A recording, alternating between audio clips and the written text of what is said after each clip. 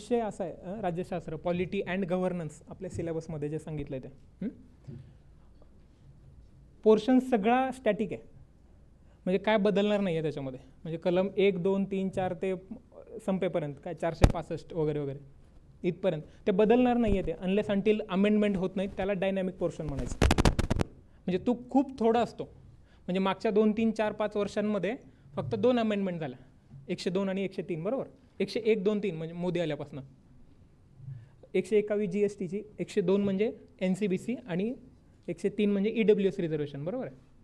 हा झाला dynamic part, म्हणजे काहीतरी बदल होतोय त्याच्यामध्ये. बाकी ऑलमोस्ट 99% डेटा हा स्टॅटिक आहे. असे विषय अभ्यासाला सोपे असतात की म्हणजे त्याचा फक्त करंटशी थोडासा रिलेट करायचं आहे आणि चालत राहायचं आहे. थोडक्यात काय तर कॉन्सेप्ट समजून घ्यायचे आणि पाठ करून टाकायचं. मुद्दा लक्षात येतोय? हां, तर अशा विषयांसाठी एक कॉमन मिनिमम प्रोग्राम करून टाकायचा अशा विषयाचा एक. कशासाठी? कारण प्रिलिम्सला प्रश्न आहेत 13 ते 15. तर एवढ्या प्रश्नांसाठी तू किती इनपुट देणार आहेत हाताशी आता 4 महिने. म्हणजे आज आपण स्वतःला 0 कन्सिडर करायचं आणि आजपासून अभ्यासाला लागायचं, कुठला पण विषय असू दे. जर केली नसेल आधी तर स्ट्रॅटेजी इंडिव्हिज्युअली स्वतः ठरवा काय करायचं ते. पण आज मी स्वतःला 0 कन्सिडर करणार आहे की पॉलिटी आजपर्यंत ठीक आहे, जेवढं वाचलं तेवढं वाचलं. आजपासून आता 0तून सुरुवात करणार आहे. तर काय करू? इथून पुढे आता 4च महिने आहेत ना, आणि विषय भरपूर आहेत, 6 विषय आहेत आपल्याला, आणि CSAT वेगळा 200 मार्कांचा. तर सगळ्याच विषयांना सबस्टॅन्शियल वेळ पण द्यायचा आहे आणि मार्क्स पण मिळवायचे आहेत. 4 महिन्यात खरंच म्हणजे ह्युमनली इम्पॉसिबल गोष्ट आहे ही. म्हणजे आज जर 0 कन्सिडर केलं तर की सगळे विषय कव्हर करायचे आहेत आणि प्रिलिम्स पण काढायचे. तर मग करायचं काय? प्रिलिम्स क्लिअर करायचे ना, सगळ्यांना करायचे. बाकीच्यांना कोणाकोणाला करायचे? यस रे, हातवर असतं काय यस म्हणजे? ते क्वेश्चनमध्ये 100 प्रश्नांमध्ये ज्या सिली मिस्टेक होतात ना, एक 4-5 त्या अशा असतात की प्रश्न माहिती आहे काय तो, हां, उत्तर पण माहिती आहे पण घाई केली. एक गोळा चुकला की म्हणजे एक प्रश्न चुकला तुमचा की एक 4-5-6 हजारांनी तुमचा रँक खाली होतो. 4-5-6 कमीच म्हणतोय मी, कारण 3-4 लाख लोक प्रिलिम्सला बसतात. त्या 3-4 लाखातली लाखभर पोरं सिरियस असतात आणि त्यातल्या लाखातली 50,000 पोरं ही की एक अटेम्प्ट दिलाय, 2 दिलेत, 3 दिलेत वगैरे वगैरे. तिथे एकही प्रश्न चुकणं, एक प्रश्न चुकला म्हणजे किती मार्क कमी येत आहेत तुमचे? GS मध्ये म्हणतोय मी, 3 मार्क कमी येत आहेत ना. म्हणजे 2 प्रश्नाचे आणि 1 चुकलेला 0.66, 3 मार्क खाली येत आहेत तुम्ही एक प्रश्न. आणि तसाच जर CSATचा चुकला तर 2.5 + 1 3.5 म्हणजे 4. म्हणजे CSATचा 1 आणि GSचा 1, 100 मधला 1 चूक होऊ शकते ना माणसाकडून. तर ती चूक किती महागात पडते? दोन्ही पेपरमध्ये 1-1 फक्त. 4 + 3 7 मार्क आहेत, 7 मार्क. तर सिली मिस्टेक. त्याच्यासाठी काय की वेळ लागू दे, 2 तास आहेत आपल्याकडे पेपर सोडवायला. 2 तास म्हणजे मोर दॅन सफिशियंट आहे GSसाठी. CSAT नाही, GSसाठी 2 तास म्हणजे 2दा-3दा पेपर सोडून होतो. म्हणजे इथे तुम्ही बघत असाल आपले इथले जे पेपर्स होत आहेत ते. सो एक बेसिक स्वतःसाठी एक स्ट्रॅटेजी घालून द्यायची. काय स्ट्रॅटेजी घालून द्यायची की एक पुस्तक आता समोर घेतलं आहे कुठलं तरी, लक्ष्मीकांत पॉलिटी म्हणजे, बरोबर आहे. सो त्या पुस्तकातली अशी चॅप्टर्स निवडायची, कारण आता सगळं करून तर होणार नाही आहे 4 महिन्यात. 4 महिन्यातले एक 20 वगैरे दिवस तुम्ही देऊ शकता एका विषयाला. जर रोज 2 विषय करत असाल तर 20 × 120, बरोबर, 120 दिवस राहील. दिवसाचं जर प्लॅनिंग केलं तर पर सब्जेक्ट इन्क्लुडिंग CSAT, GSचे 6 विषय आणि CSAT 6 म्हणूया आपण, कारण तेवढेच मार्क आहेत ना CSATला पण. 12 विषय झाले म्हणजे प्रत्येक विषयाला तुमच्याकडे 10 दिवस आहेत. ते इंटेन्स प्लॅनिंग केली तर 10 दिवसामध्ये एक विषय संपवायचा आहे. ऑलमोस्ट 400-500 पान आहेत प्रत्येक विषयाचे, बरोबर आहे. सो ह्याचं प्लॅनिंग कसं करायचं आहे मग? अगेन सगळं वाचायचं नाही कधीच, इन्क्लुडिंग पॉलिटी म्हणतोय मी. पहिलाच मुद्दा सांगितलेला आहे की बघा, बॅचवर पण सांगितलेला असेल का नसेल माहीत नाही मला, समथिंग अबाउट एव्हरीथिंग आणि एव्हरीथिंग अबाउट समथिंग. म्हणजे काय? Something about everything. MPSC मध्ये आयोगाने सिलेबस घालून दिला आपल्याला की आम्ही काय काय विचारणार आहेत. पॉलिटी अँड गव्हर्नन्स म्हणतात आणि अमेरिकेच्या कॉन्स्टिट्यूशनवर प्रश्न विचारतात किंवा ब्रिटनच्या पण कॉन्स्टिट्यूशनवर प्रश्न विचारतात, बरोबर ना. तर पॉलिटी, इंडियन पॉलिटी असं नाही तिथं लिहिलेलं, तिथे जरी MPSC किंवा UPSC असेल तरी, आणि जरी लिहिलेलं असेल तरी आपण त्यांना क्वेश्चन नाही करू शकत की तुम्ही म्हणला होता ते MPSCचा प्रश्न आणि USA चा का टाकलं किंवा ब्रिटनचा का टाकलं, नाही ना म्हणू शकत असं. सो काय की गोष्टी सगळ्याच माहीत पाहिजेत, पण अशा मोजक्याच काही गोष्टी आहेत ज्याच्यामध्ये एक्सपर्टाईज पाहिजे, बरोबर. अशा कुठल्या मोजक्याच गोष्टी मग त्या हेरायला पाहिजेत ना. त्या हेरायच्या कशा, तर त्याच्यासाठी पाहिजे ॲनालिसिस. इथून पुढे आता तुमचा ज्या ज्या विषयांचा अभ्यास झाला आहे त्या प्रत्येक विषयाचं आता ॲनालिसिस करायला लागायचं. जोपर्यंत ॲनालिसिस करणार नाहीत स्वतः तुम्ही, दुसरं कोणीतरी करून देते असं नाही, मदत करीन कोणी पण, स्वतः जोपर्यंत ॲनालिसिस करणार नाहीत तोपर्यंत तुम्हाला इन्साईट येणार नाही आहे त्या विषयाचा. म्हणजे काय, तर तुम्हाला सगळं अख्खं पॉलिटी येते पहिल्या पानापासून शेवटच्या पानात, पण आयोग प्रश्न विचारला की तुमचं चुकतंय. आयोगाने विचारला की होतं ना असं की वाचतोय सगळं, कलमं सगळी तोंडपाठ आहेत, पण चुकतात. एक 15तली एक 4-5 प्रश्न चुकतात माझे, बरोबर आहे ना. म्हणजे ज्यांनी एकदाच वाचलं आहे आणि ज्यांनी 10 वाचलं आहे तर दोघांचे पण 10 बरोबर आले. मग आपल्यात आणि त्याच्यात काय फरक आहे. सो आता एक्सपर्टाईज करायचं म्हणजे काय, समथिंग अबाउट एव्हरीथिंग. प्रत्येक गोष्ट जी पुस्तकात दिली आहे थोडं थोडं तरी माहीत पाहिजे त्यातलं. म्हणजे काय, तर पॉलिटीमधले जे शेवटचे विषय आहेत, व्हिजिलन्स कमिशन असेल, CBI असेल किंवा प्लॅनिंग कमिशनचं पुढचं ते डेव्हलपमेंट काउन्सिल असेल, ह्या गोष्टी MPSC विचारत नाही साधारणतः परीक्षेला कधीच. प्रिलिम्सला विचारत नाही म्हणून काहीच नाही माहीत पाहिजे असं असतं का. ह्या गोष्टींचं थोडी तरी माहीत पाहिजे ना. प्लॅनिंग कमिशन आलं कुठून, मग ते डेव्हलपमेंटल काउन्सिल कुठून आलं, मग ह्या दोघांचा काय एकमेकांशी संबंध असतो. किंवा CBI, मागे वेस्ट बेंगॉलमध्ये जे प्रकरण झालं होतं CBIचं, की ममता बॅनर्जींनी त्या लोकांना येऊ दिलं नाही, मग त्यांची अपॉइंटमेंट कोणी करायची वगैरे वगैरे झालं होतं ना. सो चान्सेस आहेत का, तर आहेत 1% आहेत. तर आपल्याला आता स्ट्रॅटेजीमध्ये काय करायचं आहे, तर कुठलेही 3 विषय, त्या 3तला एक विषय मी म्हणतो की पॉलिटी कन्सिडर करायला पाहिजे तुम्ही. 3 विषय म्हणजे काय, तर कुठलेही 3 विषय आपले स्वतःचे असे 3 विषय निवडायचे की त्या 3 विषयामध्ये तुम्हाला 100% क्वेश्चन बरोबर आणायचे. म्हणजे आपण कन्सिडर करूया की पॉलिटीचे 15, इकॉनॉमीचे 15 आणि जॉग्राफीचे 15 एवढी प्रश्न पडतात, बरोबर. तर त्या 15, 15, 15, 45 मधली तुमची ऑलमोस्ट 40 एक प्रश्न बरोबर आलीच पाहिजेत. तरी आपल्या हाताशी 55 प्रश्न आहेत, बरोबर आहे. ती 55 प्रश्न करंट प्लस सायन्सची 20-22 प्रश्न आणि हिस्ट्री, एन्शियंट मिडिवल आणि मॉडर्न, बरोबर आहे. ही 45 प्रश्नातली 40 प्रश्न GS मधली बरोबर आली. कुठल्या विषयाची, जे विषय तुम्ही इंटेन्सिव्हली ज्या विषयांचा अभ्यास केला आहे, फोकस, की आता मी या विषयावर फोकस करून अभ्यास करणार आहे, बाकीच्या विषयांना ऑप्शनला नाही टाकायचा पण कमी लक्ष देणार आहे, बरोबर आहे.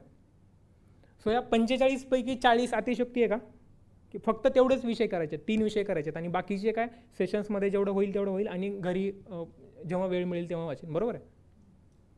त्या 45तली 40 आपल्याला बरोबर आणायची आहेत. प्लस उरलेल्या 55 मधली वर्स्ट केस किती बरोबर येऊ शकतात. वर्स्ट केस म्हणतोय मी, की सेशन झाली आहेत तुमचे 20-20 सत्रांची तुमची अशी सगळी सेशन झाली आहेत, किती बरोबर येऊ शकतात 55 मधली. वर्स्ट केस म्हणतोय मी.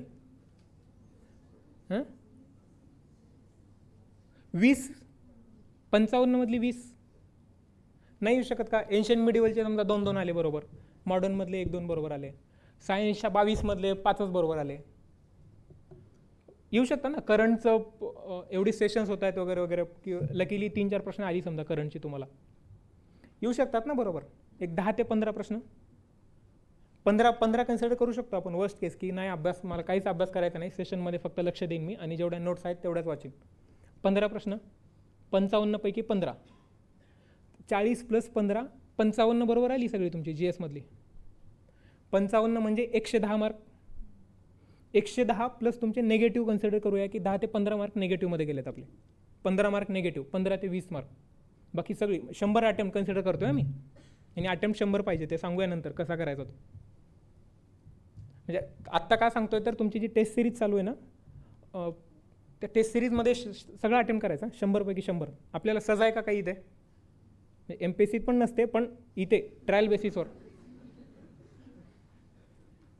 100 शिकवलं आहे ना सगळं, आणि जे शिकवलं आहे तेच पेपरला टाकलं आहे, म्हणून 100 अटेम्प्ट करायचं. MPSCमध्ये काय फ्लक्च्युएशन ठेवायचं, खूपच अवघड पेपर आला 90 ते 100मध्ये, मॉडरेट आला तर 95पर्यंत जायचं, आणि सोपा आला तर सगळेच गोळे करून यायचं.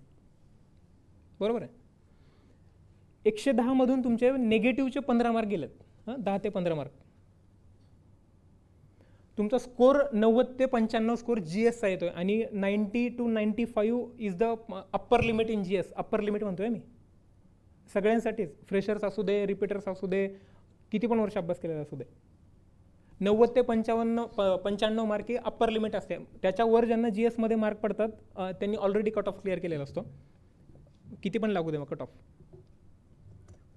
जर तुम्ही GS 90मध्ये मारतायत तर तिथून पुढचं तुमचं CSATमध्ये, मग CSATमध्ये 100 मार्क पाडायचं अवघड नाही रे. पेपर जर मागच्या वर्षीसारखा मॉडरेट असेल तर त्याची पण स्ट्रॅटेजी असते, कुणी फॅकल्टी असेल ती सांगेन, किंवा मग सेशन्स आपले जेव्हा होतील तेव्हा मी पर्सनली सांगेन. 100 मार्क पाडता येतात. मागच्या वर्षीच्या लोकांना माहिती आहे की सांगितलं होतं मी ते 100 मार्क कशी पाडायचे, ते जवळपास गेले पण होते काही लोक. ते 100 आणि GSचा हे 90-95 झालं ना, 197 यावर्षीचं कट ऑफ. हे 3 विषय कुठले तरी आता स्वतः ठरवायचे. मी म्हणतोय म्हणून पॉलिटी ठरवलाय, किंवा कोणीतरी म्हणतोय म्हणून इकॉनॉमिक्स ठरवलाय, जिओग्राफी ठरवलाय, असं नका करू. तुम्हाला सायन्स ठरवायचं तर सायन्स ठरवा, हिस्ट्री ठरवायचं तर हिस्ट्री पण ठरवा, आणि करंट अफेअर्स ठरवायचा तर तो पण ठरवा. बघू कसं पास होत आहे.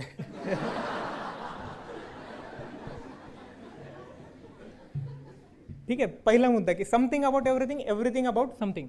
ते एव्हरीथिंग अबाउट समथिंग म्हणजे जो सिलेबसमध्ये जे पॉईंट दिलेले आहेत, त्या सिलेबसमधले पॉईंट, काही पॉईंट आपल्याला स्किप करायचे आहेत. आता पॉलिटीचं मी सांगेन आता की कुठले कुठले पॉईंट स्किप करायचे, काय काय नाही करायचं. आता पॉलिटीमध्ये असा एवढा डेटा प्रचंड आहे ना की काय स्किप करायचं खरंच नाही लक्षात येत.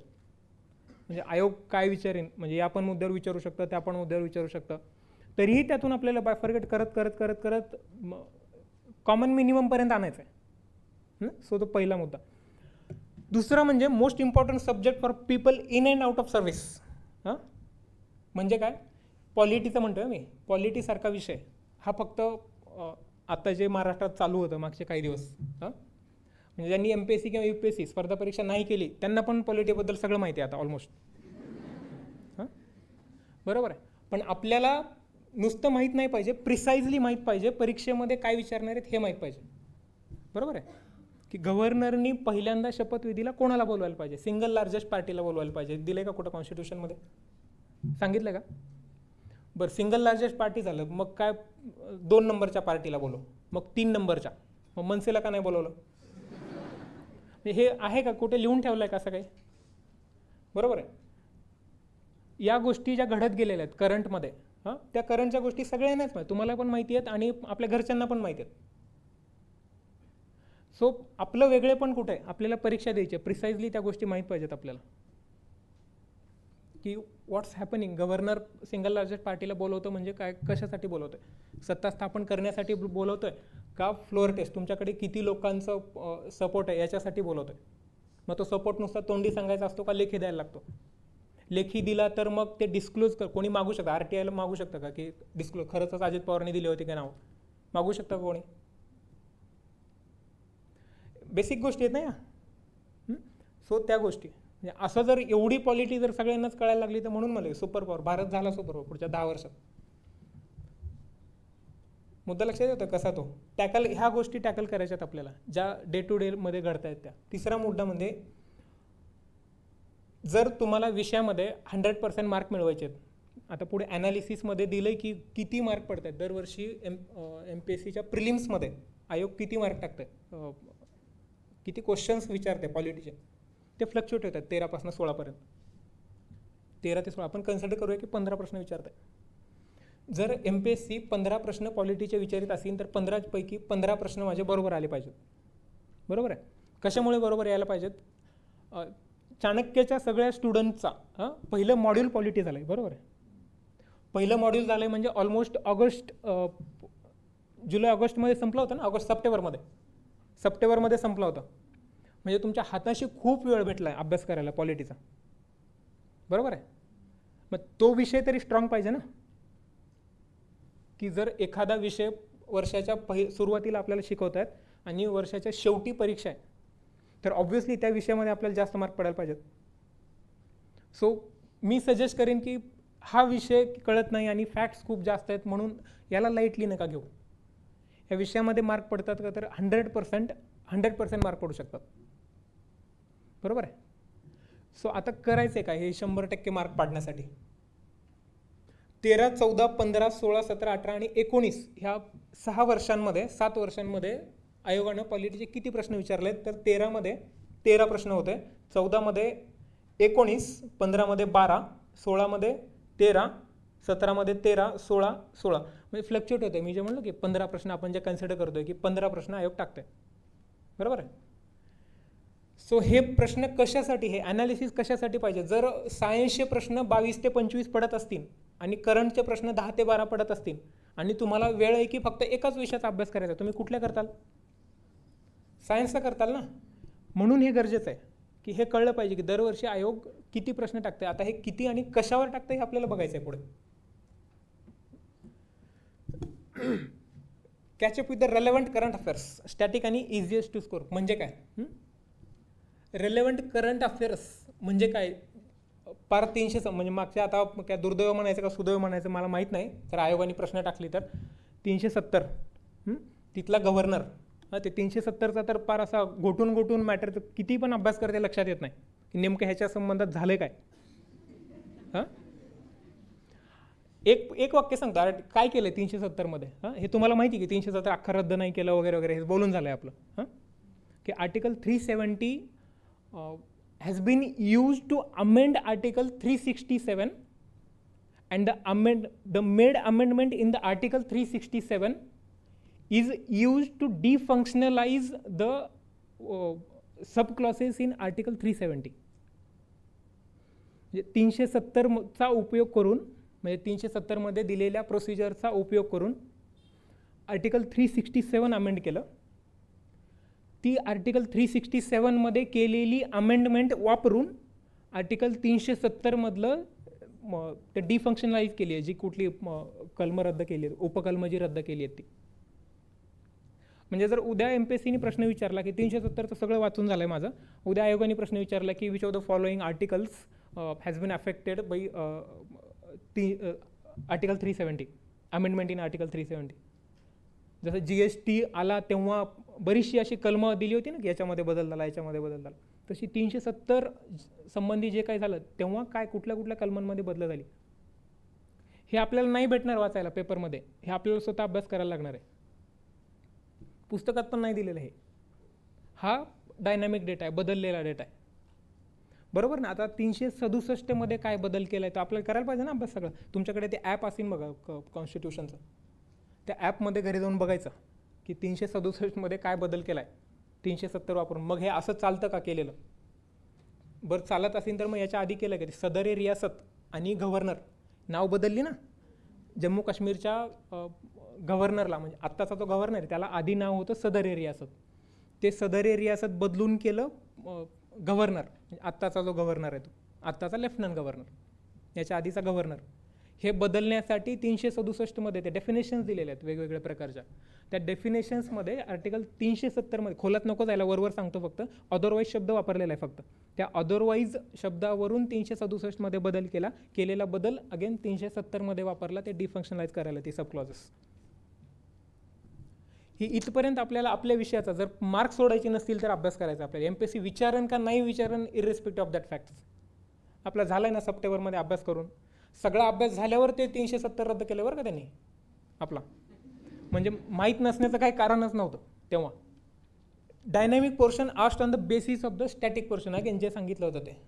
डायनॅमिक पोर्शन म्हणजे काय? आता समजा गव्हर्नर न्यूजमध्ये ना, गव्हर्नरवर प्रश्न विचारायला पाहिजेत ना एवढा मोठ्या न्यूजमध्ये, तर गव्हर्नरवर काय प्रश्न विचारणार आहेत? कुठली प्रश्न येऊ शकतात गव्हर्नरवर? गव्हर्नरचं कलम चालू किती कलमानुसार गव्हर्नरची अपॉइंटमेंट होते? Appointment, I asked appointment. बोम की रे. गव्हर्नरचं कलम काय की भारतासाठी, राज्यासाठी एक गव्हर्नर असावा. There shall be president for India, कितीला सांगताय? अरे there shall be president for India 52 का 53?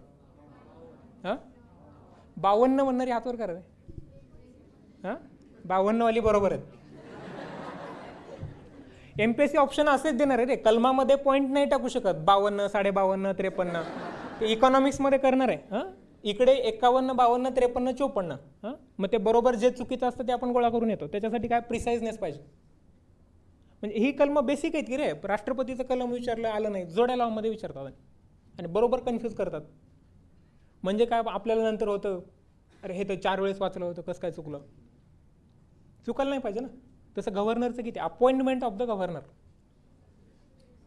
आपला अभ्यास चेक करायचा आता की कुठे आहे आपला अभ्यास. हां, प्रत्येक राज्यासाठी एक गव्हर्नर असला पाहिजे आणि अपॉइंटमेंट ऑफ द गव्हर्नर वेगवेगळी कलम आहेत दोन्ही, का नाही. 155 काय सांगताय. 155 155. 153 काय सांगताय. रिलेट करत जायचं आहे ना सगळं. 148 ते 151 मध्ये हे संपलं, काय कॅग संपला बरोबर, म्हणजे युनियन संपलं. 152ला सुरू काय झाला, पुढचा पार्ट सुरू झाला, 6वा पार्ट सुरू झाला ना 152ला. मग 152 मध्ये काय.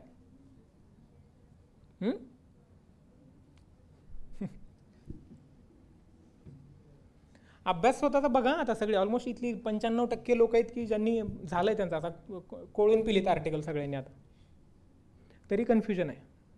ह्या का होतं असं. सो हा स्टॅटिक पार्ट आहे, पुस्तकात दिलेला आहे, आपल्या नोट्समध्ये पण आहे, पण ऐन वेळेला असं की आठवतच नाही काय 52 का 53, 52 का 53, कन्फ्युजनच आहे. त्याच्यासाठी प्रिसाइजनेस पाहिजे. आता बेसिस करंट अफेअर्सच्या बेसिसवर, म्हणजे आता ते NCBC national commission for backward classes, हां, अमेंडमेंट झाली. किती अमेंडमेंट आहे. 102. बिल किती आहे. 123 का 24 का 22. 23. हां, 123वे बिल आणि 102वी अमेंडमेंट. ठीक आहे. आता MPSC हे नाही विचारणार. काय विचारणार आहे, कुठल्या कलमामध्ये बदल झाला आहे. काय केलं आहे ती NCBC कॉन्स्टिट्युशनल स्टेटस दिलं बरोबर आहे. 338 नवं कलम टाकलं ना, कोणतं 338B, 338, 338A आणि 338B. 338 मध्ये काय, national commission for schedule caste. 338B national commission for schedule tribes. 65वी घटना दुरुस्ती 338. 89वी घटना दुरुस्ती 338A आणि आत्ताची 102वी घटना दुरुस्ती बरोबर आहे. मग 340 मध्ये काय सांगितलं होतं. 340 मध्ये पण होतं ना, national commission for backward classes, असं काहीतरी ऐकलं ना.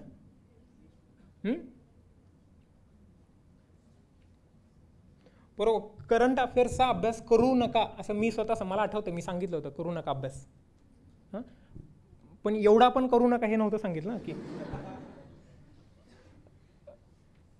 करंट अफेअर्स मधलं आहे की रे ते, की गव्हर्नर तर लिटरली तुम्ही काय करायला पाहिजे की राष्ट्रपती, महाराष्ट्रात राष्ट्रपती राजवट लागली म्हणजे काय झालं. राष्ट्रपती राजवट 356 काढून वाचायला पाहिजे का नाही सगळा. म्हणजे आज राष्ट्रपती राजवट लागली, तर त्या दिवशी तुमचं सगळं ते तोंडपाठ पाहिजे. राष्ट्रपती राजवटीवर जर चुकून घरच्यांनी प्रश्न विचारला ना आपल्याला आला नाही, काय काय करायचं. ते काय करतोयस विचारणार ना. मग ते पुण्यात काय करतोयस, काय सांगणार उत्तर. वाचून सांगतो हे तरी सांगितलं काय. पण असे किती लोक आहेत की राष्ट्रपती राजवट हा चॅप्टर वाचला त्यांनी, राष्ट्रपती राजवट लागल्यावर प्रश्न विचारणार मी की वाचला, खरंच वाचला की राष्ट्रपती राजवट लागली आणि आता मला ह्याच्याबद्दल तर सगळं माहीत पाहिजे. माहिती की राष्ट्रपती राजवट कलम 356, मग राष्ट्रपती कारभार करतो, नसतो करत राष्ट्रपती कारभार. राज्यपालाला नेमतो आणि राज्यपाल कोणाच्या मदतीनं, CS चीफ सेक्रेटरीच्या मदतीनं बरोबर. मग आता याच्यात मी प्रश्न काढून आणली ना याच्या संबंधीचे. ते 370 झालं युनियन टेरिटरी, म्हणजे जम्मू काश्मीर आणि लडाखच्या संबंधात झालेलं. येऊ शकतो प्रश्न त्याच्यावर. 370 लक्ष्मीकांतमधून नका वाचू आता, तुम्हाला जेवढं बाहेर डेटा मिळेल की 370 मध्ये जम्मू काश्मीरमध्ये किती डिस्ट्रिक्ट होती आधी, आता झाली आहेत किती, लडाखमध्ये किती डिस्ट्रिक्ट आणि लोकसभेची कॉन्स्टिट्युएन्सीज किती, लोकसभेच्या सीट आहेत, लेजिस्लेटिव्ह असेंब्लीच्या सीटा किती आहेत जम्मू काश्मीरमध्ये बरोबर. बदललं असेल ना आता ते डिस्ट्रिक्ट डिवाईड झाल्यामुळे कंपोजिशन, ते जोड्या लेवलमध्ये येतं ना ते, की आधीचं जम्मू काश्मीर आत्ताचा युनियन टेरिटरी किती सीट आहेत वगैरे वगैरे. हे बघ टिपून घेत आहे का काही तुम्हाला काय करायचं आहे ते. पुढचा must be aware of the day to day polity news not political news. हां, मी वेळ वाचवण्यासाठी मुद्दाम टाकलं आहे ना ते, नॉट पॉलिटिकल न्यूज. बरोबर आहे. पॉलिटिकल न्यूज आणि पॉलिटी न्यूज. पॉलिटी न्यूज म्हणजे आपल्या सिलेबसशी रिलेटेड न्यूज सगळ्या. पॉलिटिकल न्यूज म्हणजे काय. पुढचा मुद्दा आहे की आता हे एक्झाम्पल दिले तर मी, constitutional amendment bill, rights of the governor. Rights of the governor आत्ता जो मुद्दा बोलला आहे तो, की गव्हर्नरला खरंच अधिकार असतो का कशाचा, की दुसरी पार्टी, तिसरी पार्टी, चौथी पार्टी यांना बोलवायचा, पहाटे सकाळी 6 वाजता शपथविधी घ्यायचा अधिकार असतो, किंवा जे अजित पवार यांनी ते गटनेता म्हणून तिकडे त्यांना जे पत्र दिलं होतं हे कॉन्स्टिट्युशनल आहे का, लिगल होतं का. म्हणजे याची लिगॅलिटी बघण्यासाठी सुप्रीम कोर्टाने दुसऱ्या दिवशी फ्लोअर टेस्ट घ्यायला सांगितली, यांनी राजीनामा देऊन टाकला. माहीत होतं ना होणार नाही म्हणून. याची कॉन्स्टिट्युशनॅलिटी कशी बघायची, गव्हर्नरला खरंच हे राईट्स होते का. आपला आता गव्हर्नर म्हणले की आपल्या आला ना सिलेबसशी रिलेटेड, गव्हर्नरवर असतो प्रश्न. प्रेसिडेंट नाही तर गव्हर्नर, कायम प्रश्न असतात, आयदर ऑर किंवा अँड, दरवर्षी प्रश्न असतोय. आता मग गव्हर्नरवर कसा प्रश्न विचारायचा, आयोग काय करेन, आयोग कलम पण विचारू शकतं, किंवा त्याचे कुठल्या कुठल्या पॉवर्स आहेत, किंवा प्रेसिडेंटसोबत त्याला कम्पेअर करणार आहे. प्रेसिडेंटसोबत कम्पेअर करून काय की पार्डनिंग पॉवर्स कुठल्या गव्हर्नरला आहेत आणि कुठल्या राष्ट्रपतीला, असं काहीही विचारू शकतात. असा मुद्दा आहे म्हणून. पुढचं काय की कॉन्स्टिट्युशनल अमेंडमेंट्स, पॉलिटिकल अमेंडमेंट सगळ्या करून ठेवायच्या आता झालेल्या, नवीन झालेल्या. ते कुठल्या कुठल्या कलमांसंबंधी झालेल्या आहेत, आणि अफेक्टेड कलमं कुठली कुठली आहेत, मग त्याच्यात बदल असू दे नसू दे. 340 रद्द केलं बरं का, 340, 338B मुळं. ते एकदा बघून घ्या, आणखीन कन्फर्म करा. पॉलिटिकल क्रायसिस इन महाराष्ट्र, ते माहिती आहे सगळ्यांना, त्याचा रिलेशन आपल्या सिलेबसशी लावायचा. सर मुद्दे लिहून घ्यायचे रे पानावर, की काय झालं आहे राष्ट्रपती राजवट. राष्ट्रपती राजवट आज झालाच पाहिजे माझा तो अभ्यास करून, कारण हाय चान्सेस आहेत ना MPSCने विचारायचे का नाही, की गव्हर्नरनी काहीतरी, गव्हर्नर पानावर लिहून ठेवायचं, गव्हर्नर वाचून काढायचं सगळं, की चीफ मिनिस्टर आणि काउन्सिल ऑफ मिनिस्टर हे वाचून काढायचं सगळं, सगळी कलमं त्यांची पाठ करून टाकायची. हातची मार्क आहेत रे, सोडायची नाहीत. युनियन टेरिटरी, जम्मू काश्मीरला आणि लडाखला युनियन टेरिटरी केलं. युनियन टेरिटरी संबंधित माहीत पाहिजे ना आता सगळं.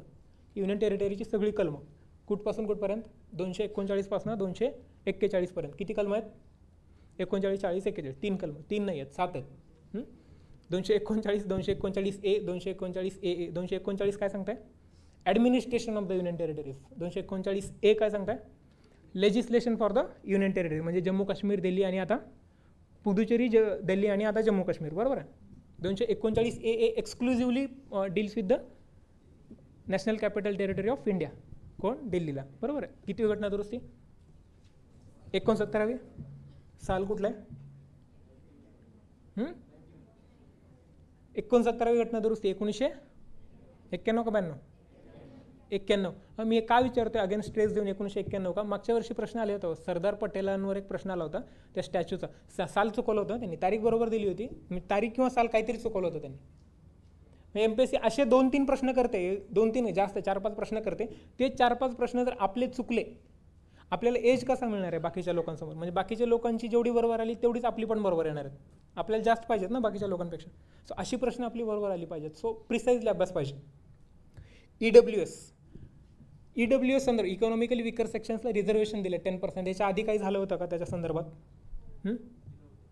मंडल कमिशन 1979 आणि नंतर 89-90, बरोबर आहे. तेव्हा पंतप्रधान ते VP सिंग वगैरे होते, यांनी दिलं होतं, पण सुप्रीम कोर्टाने नाकारलं. का नाकारलं तर कॉन्स्टिट्यूशनमध्ये असं काही सांगितलं नव्हतं की इकॉनॉमिक बेसिसवर द्यायला पाहिजे. पण आता सरकारने काय केलं, अमेंडमेंट केली. कशात अमेंडमेंट केली, कुठल्या कलमात केली, 15 का 16 का दोन्ही. खरंच प्रश्न आला समजा की EWS इकॉनॉमिकली विकर सेक्शनमध्ये जी अमेंडमेंट झाली आहे ती खालीलपैकी कुठल्या कलमांमध्ये झाली आहे. पहिला ऑप्शन 15, दुसरा 16, तिसरा बोथ आणि चौथा नायदर ए नॉर बी. दोन्हीमध्ये झाले बाळांनो. 15चं उपकलम 6 आणि 16चं उपकलम 6 इकॉनॉमिकली विकर सेक्शन. आधी होतं का इकॉनॉमिकली, नाही ना. आधी काय होतं, socially and educationally backward classes. आता काय केलं आहे, सोशली, एज्युकेशनली आणि इकॉनॉमिकली बॅकवर्ड क्लासेस. बरं, 15मध्ये पण बदल झाला आहे, 16मध्ये पण बदल झाला आहे. तो बदल आता 15-16 झाला आहे म्हणजे कशात झाला आहे, फंडामेंटल राईट्समध्ये बदल झाला आहे. बरोबर आहे. आता ती झाली कॉन्स्टिट्यूशनल अमेंडमेंट. आता कॉन्स्टिट्यूशनल अमेंडमेंट म्हणलं की अमेंडमेंटचं 368 तोंडपाठ पाहिजे. किती टाईपचे अमेंडमेंट आहेत 368 अंतर्गत? 2 का 3? 368 अंतर्गत 2. आणि जी असते ती ए टाईपची ती सिंपल मेजॉरिटी, जी 370 संदर्भात वापरली. बरोबर आहे. इंटरनल ॲडजस्टमेंट आणि एक्सटर्नल ॲडजस्टमेंट कलम 2 आणि कलम 3. बरोबर आहे. कलम 2 exclusively deals with the external readjustment आणि कलम 3 इंटरनल रिॲडजस्टमेंट. ते जम्मू काश्मीरचं जे झालंय ते काय झालंय? इंटरनल. लोकांना म्हणू द्या एक्सटर्नल, जम्मू काश्मीर भारताचाच भाग आहे. इंटरनल रिॲडजस्टमेंट कशात बदल? 3 मध्ये झाला ना. बरोबर आहे. आणि कशात बदल झाला? कलम 1 मध्ये. कलम 1 काय सांगताय? 3 गोष्टी सांगताय कलम 1.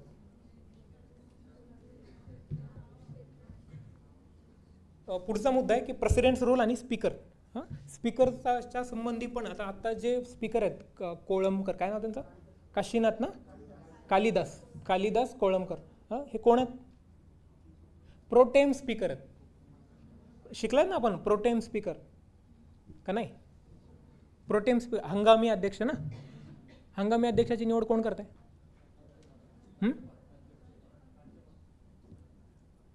कोण कर? राज्यपाल करतं का? आता महाराष्ट्रात राष्ट्रपती राजवट होती ना. राज्यपालच करतो.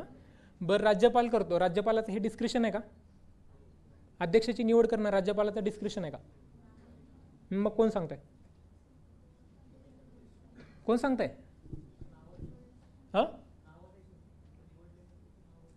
हो ना, निवडली आता 287 निवडली ना. ज्येष्ठ तर बाळासाहेब थोरात होती ना. पण निवड कोणाची झाली? कालिदास कोळंबकरांची झाली. कसं काय झाली? डिस्क्रिशन आहे का? कॉन्स्टिट्यूशन सांगते का की सिनियर मोस्ट मेंबर पाहिजे? नाही सांगत. कॉन्स्टिट्यूशन सांगत नाही म्हणजे काय? गव्हर्नर काही करू शकतो. गव्हर्नरवर काउन्सिल ऑफ मिनिस्टरचा सल्ला बाइंडिंग आहे का? राष्ट्रपतीवर आहे का? आहे. राष्ट्रपतीवर आहे. आता गव्हर्नरनी मोदी शहांनी सांगितलं मग ऐकायलाच पाहिजे ना. सो कोळंबकरांची निवड कन्व्हेन्शनली व्हायला कोणाची पाहिजे होती? कन्व्हेन्शनली. मग त्याला आपण लिगॅलिटीजकडे त्याच्या जाऊ नाही शकत. कोर्टात नाही जाऊ शकत की गव्हर्नरनी कन्व्हेन्शनली करायला पाहिजे होतं पण केलं नाही. कर्नाटकामध्ये पण असंच झालं होतं. कन्व्हेन्शनली निवड सिनियर मोस्ट मेंबरची व्हायला पाहिजे होती प्रोटेम स्पीकरच्या. ते प्रोटेम स्पीकरची निवड खूप गरजेची असते. फ्लोअर टेस्टला मग कामाला येते ते. मग त्या हंगामी अध्यक्षाची एकदा प्रोटेम स्पीकर शब्द आला की लिहून ठेवायचा. प्रोटेम स्पीकर वाचून काढायचा सगळा. व्हीप नावाचा शब्द पण आला ना तुमच्या वाचण्यात आता. व्हीप कॉन्स्टिट्यूशनल आहे का? रूल्स ऑफ प्रोसिजरमध्ये आहे का लोकसभेच्या? आहे का नाही? नाही. आहे किंवा नाही दोनच उत्तर आहेत म्हणून नाही द्यायची दोन्ही पण. नाही येते व्हीप. लीडर ऑफ ऑपोजिशन कॉन्स्टिट्यूशनमध्ये आहे का?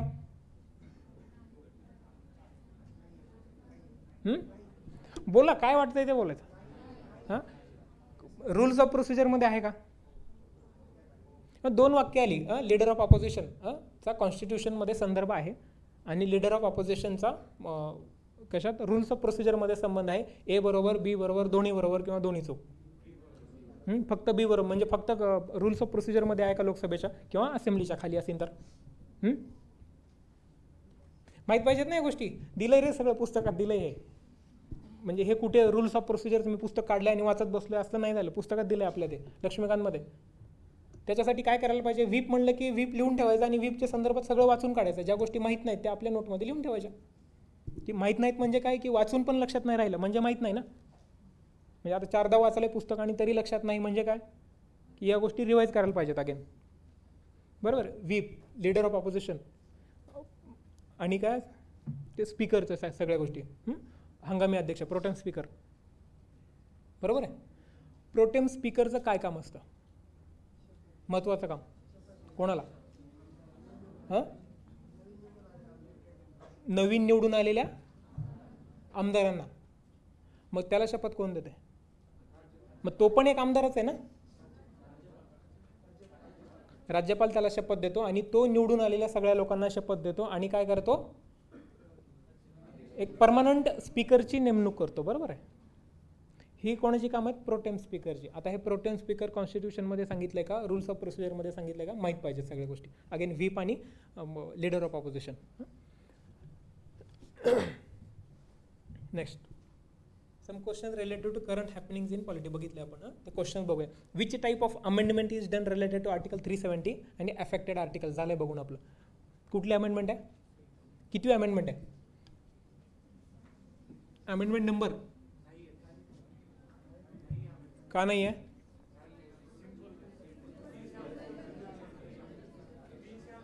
आहेत ना सोबत मागची. 370 मध्ये ए टाईपने झालेलं आहे. ते ए टाईप बॅच, वारजेची बॅच आणि तिकडची बॅचला माहिती आहे ए टाईप. बॅच 3 वाले ए टाईप म्हणजे 368 अंतर्गतची अमेंडमेंट येत नाही ती म्हणजे ए टाईपची, म्हणजे सिंपल मेजॉरिटी. सिंपल मेजॉरिटी म्हणजे साधं बहुमत माहिती की. हां, कोण सांगणार? एकट्याने मोठ्याने सांगायचं सिंपल मेजॉरिटी म्हणजे काय. कोण सांगणार? Simple majority. अरे सिंपल मेजॉरिटी सांगायची आहे. कोण सांगणार? सिंपल मेजॉरिटीने समजा बिल पास करून घ्यायचं आहे तर कशी पाहिजे, किती, कसं पास करून घ्यायला पाहिजे बघायचं नाही. ते लिहून ठेवा तिथे की आपल्याला घरी जाऊन बघायचं आहे.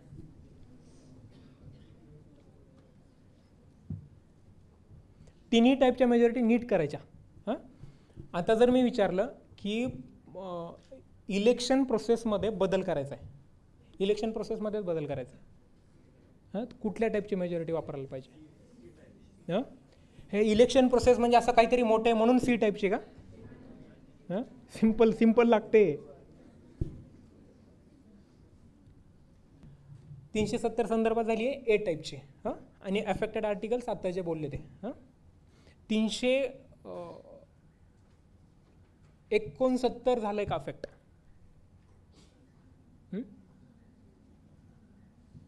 नाही माहिती का? माहीत करून घ्यायचं. इथे शिकवणार नाही, सांगणार मी पटपट. How many seats of MPs in legislative assembly are there in newly elected union territories? Newly elected म्हणजे आता फक्त जम्मू आणि काश्मीर, लडाखला तर नाही आहे ना लेजिस्लेटिव्ह असेंब्ली, आहे का? किती आहेत सीटा बघितल्या का? बघितल्या का? 2 वाक्य येणार की जम्मू नवीन झालेले युनियन टेरिटरी ऑफ जम्मू आणि काश्मीरमध्ये आकडा देणार काहीतरी, अमुक अमुक एवढ्या सीट आहेत आणि आधी एवढ्या एवढ्या होत्या, असा एक आकडा देणार. माहीत पाहिजे ना. म्हणजे MPSCला चारा टाकता येणार आहे गव्हर्नमेंट की हे विचार तू पोरांना. म्हणजे या गोष्टी तरी किमान माहीत पाहिजेत ना, सगळ्याच नको. म्हणजे UPSC सारखं आपल्याला ॲनालिटिकल स्टडी, आता युनियन टेरिटरी झालं तर आता कसं होणार भारताचं, असलं काय करायचं आहे का आपल्याला? स्टॅटिक डेटा घ्यायचा आहे फक्त आपल्याला आणि त्या आपल्या डायनॅमिक डेटाशी, डायनॅमिक घ्यायचं आणि स्टॅटिकशी रिलेट करायचं आहे. बरोबर आहे, माहीत पाहिजे ना ही गोष्ट, बेसिक आहे की नाही.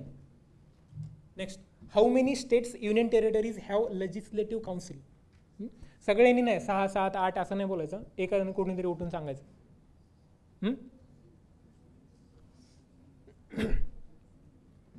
आजचा प्रश्न आहे हा. आजचा म्हणजे समजा आज काढलाय म्हणून आपण, म्हणजे आजच्या मोमेंटला किती राज्यांमध्ये किंवा युनियन टेरिटरीजमध्ये लेजिस्लेटिव्ह काउन्सिल म्हणजे विधान परिषद? 7, 6, 7 का 6? 6 म्हणणारी हातवर करा. 6, 7 म्हणणारी हातवर करा. बाकीची लोक स्किप करणार का प्रश्न? हां, काय करणार, मोजायचं का? महाराष्ट्र, कर्नाटक, आंध्रा, तेलंगणा 4, उत्तर प्रदेश, बिहार 5 आणि 6. हां, 7 वाली मला 7वा सांगायचं कुठलं बाळा? केलं ना आता, ते गेलं ना ते काउन्सिल. नाही, अभ्यासच नाही आपला. काउन्सिल काढून टाकली जम्मू काश्मीरची. Can president impose president rule without the report of the governor? Yes or no? Yes म्हणणारी हातवर करायचं. कॉन्फिडन्स चेक करतोय मी फक्त. हां, येस म्हणणारी 1, 2, 3, 4, 5, 6, 7, 8, 9, 10, 11, 12, 13, 14. बाकीची सगळी नो. पण नो म्हणणारी किती? आणि अटेम्प्ट नाही करणार. नो म्हणणारी किती आहेत की नाही, रिपोर्ट शिवाय नाही करू शकत? 1, 2, 3, 4. बाकी म्हणजे काय नाही का? अटेम्प्ट माहीत नाही का? काही वाचलंय ना? काहीतरी उत्तर द्या की. हे जे चालू आहे ना, हे त्याला CBM म्हणतात, डिप्लोमॅटच्या भाषेमध्ये, की कॉन्फिडन्स बिल्डिंग मेजर्स. येत आहे का नाही बघू, हात वर कर. करू शकतो का नाही करू शकत? President can president impose president rule without the report of the governor. काय स्टेटमेंट आहे कॉन्स्टिट्यूशनमध्ये? President can impose the president rule with the reports of the governor or otherwise. म्हणजे न देता पण करू शकतो. आहे ना असं स्टेटमेंट दिलंय कॉन्स्टिट्यूशनमध्ये. मी सांगतोय म्हणून दिलंय ना, दिलंय खरंच दिलंय. कॉमा अदरवाईज दिलंय पुढे तिथे. कॉमा अदरवाईज म्हणजे की त्याच्या रिपोर्ट शिवाय पण. मग गव्हर्नरने रिपोर्ट नाही देणार म्हणजे सुमोटो ॲक्शन घ्यायची आहे का प्रेसिडेंटला?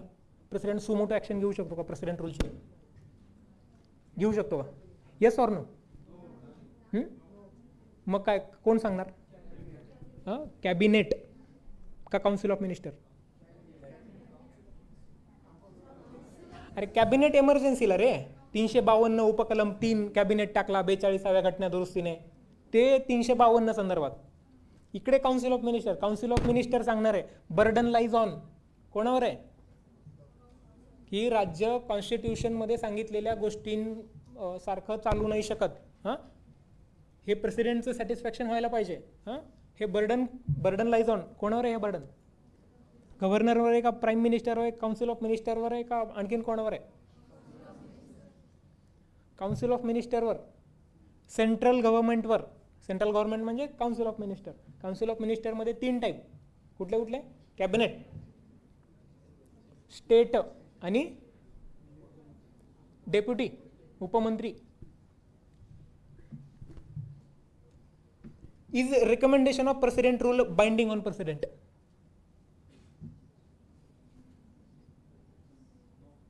सोपे सोपे जे चालू आहे तेच आहे, म्हणजे जे आता चालू आहे पॉलिटीमध्ये आपल्या. Is recommendation of a president rule binding on president? No. Yes किती लोकांना म्हणायचं आहे?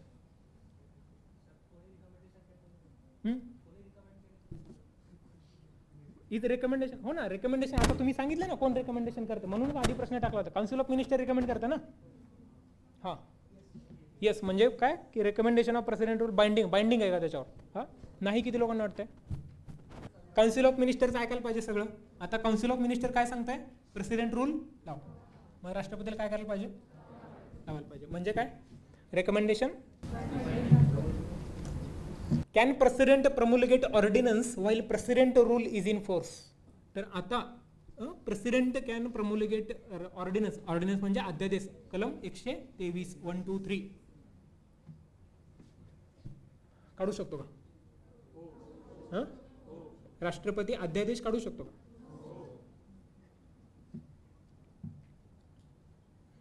राज्याच्या संदर्भात अध्यादेश काढण्याचे अधिकार कोणाला आहेत?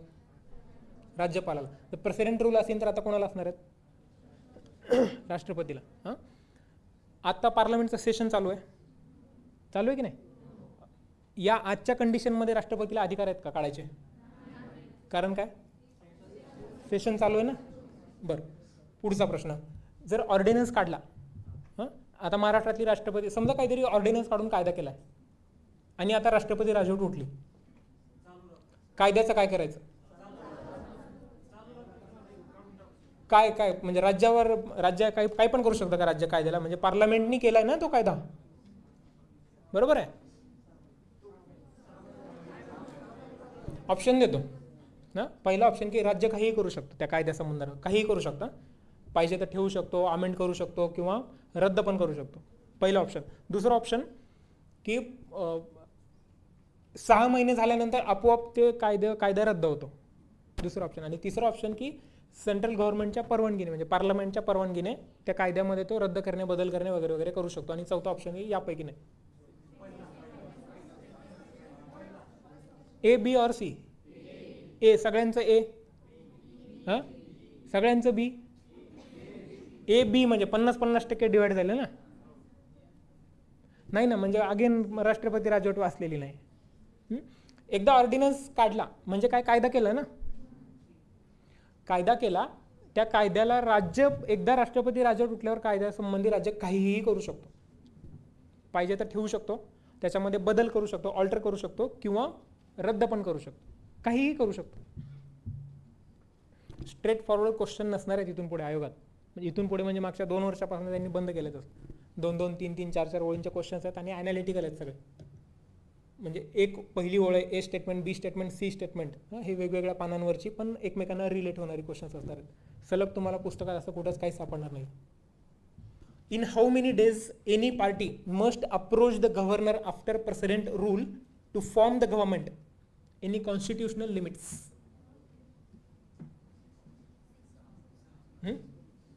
In how many days? Option पण देतो. In how many days a party must approach the governor? प्रश्न कळला ना काय तो? मराठी सांगू कोणाला? की एकदा निवडणुका झाल्यानंतर किती दिवसांमध्ये आता मला पक्ष हे करायचं काय सत्ता स्थापन करायची म्हणून कुठल्याही पार्टीनं गव्हर्नरकडे जायला पाहिजे, किती दिवसांमध्ये? कॉन्स्टिट्युशनली अशी काही लिमिट आहे का? ऑप्शन पण देतो. 10 दिवस, 6 महिने, गव्हर्नर जोपर्यंत बोलवत नाही तोपर्यंत, किंवा पार्टी जोपर्यंत जात नाही तोपर्यंत. कोण सांगणार? व्हेरी प्रिसाइजली कोण सांगणार? पार्टी जोपर्यंत जात नाही तोपर्यंत.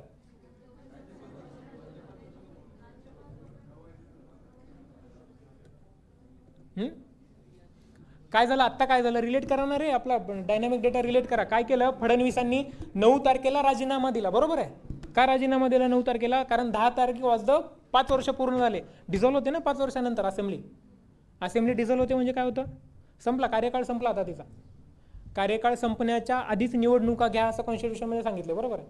निवडणुका झाल्या, पण कार्यकाळ संपायच्या आधीच नवीन सत्ता स्थापन करा असं सांगितलंय का? नाही. कार्यकाळ जर विधानसभेचा संपला तर काय होणार आहे? राजीनामा दे तुम्ही, म्हणजे नसू दे, महाराष्ट्रात काहीच नसू दे. मग गव्हर्नर काय करणार आहे? त्या मोमेंटला सिंगल लार्जेस्ट पार्टीला अप्रोच, बाबा रे सत्ता स्थापन कर, नाही तर मी दुसरं कोणाला तरी बोलवणार आहे. बरोबर आहे.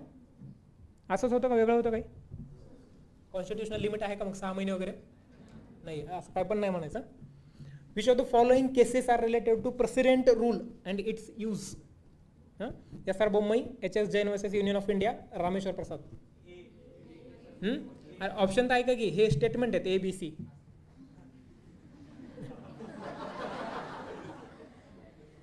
तीन मार्क गेले, 3.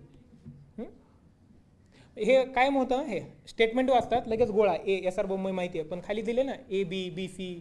ओनली ए तिसरा ऑप्शन असतो. तो काय केलं तुला माहिती आहे? एस.आर. बोम्मई तो ए लिहून टाकलं, स्टेटमेंटचं आहे ते ए. ऑप्शनचं काय? C आहे. बरोबर. काय उत्तर असणार आहे मग? का ABC तिन्ही? माहीत नसेल तर काय माहीत नाही. माहीत नसेल तर ह्या तिन्ही केसेस म्हणजे एस.आर. बोम्मईमध्ये ज्या गोष्टी सांगितल्यात त्याच गोष्टी रिअफर्म केल्यात नंतर. H.S. जैन म्हणजे 1996ची आणि रामेश्वर प्रसाद म्हणजे 2006ची केस. या तिन्ही केसेसमध्ये ह्याच गोष्टी सांगितल्या ज्या बोम्मईमध्ये सांगितल्या होत्या. रिइटरेट.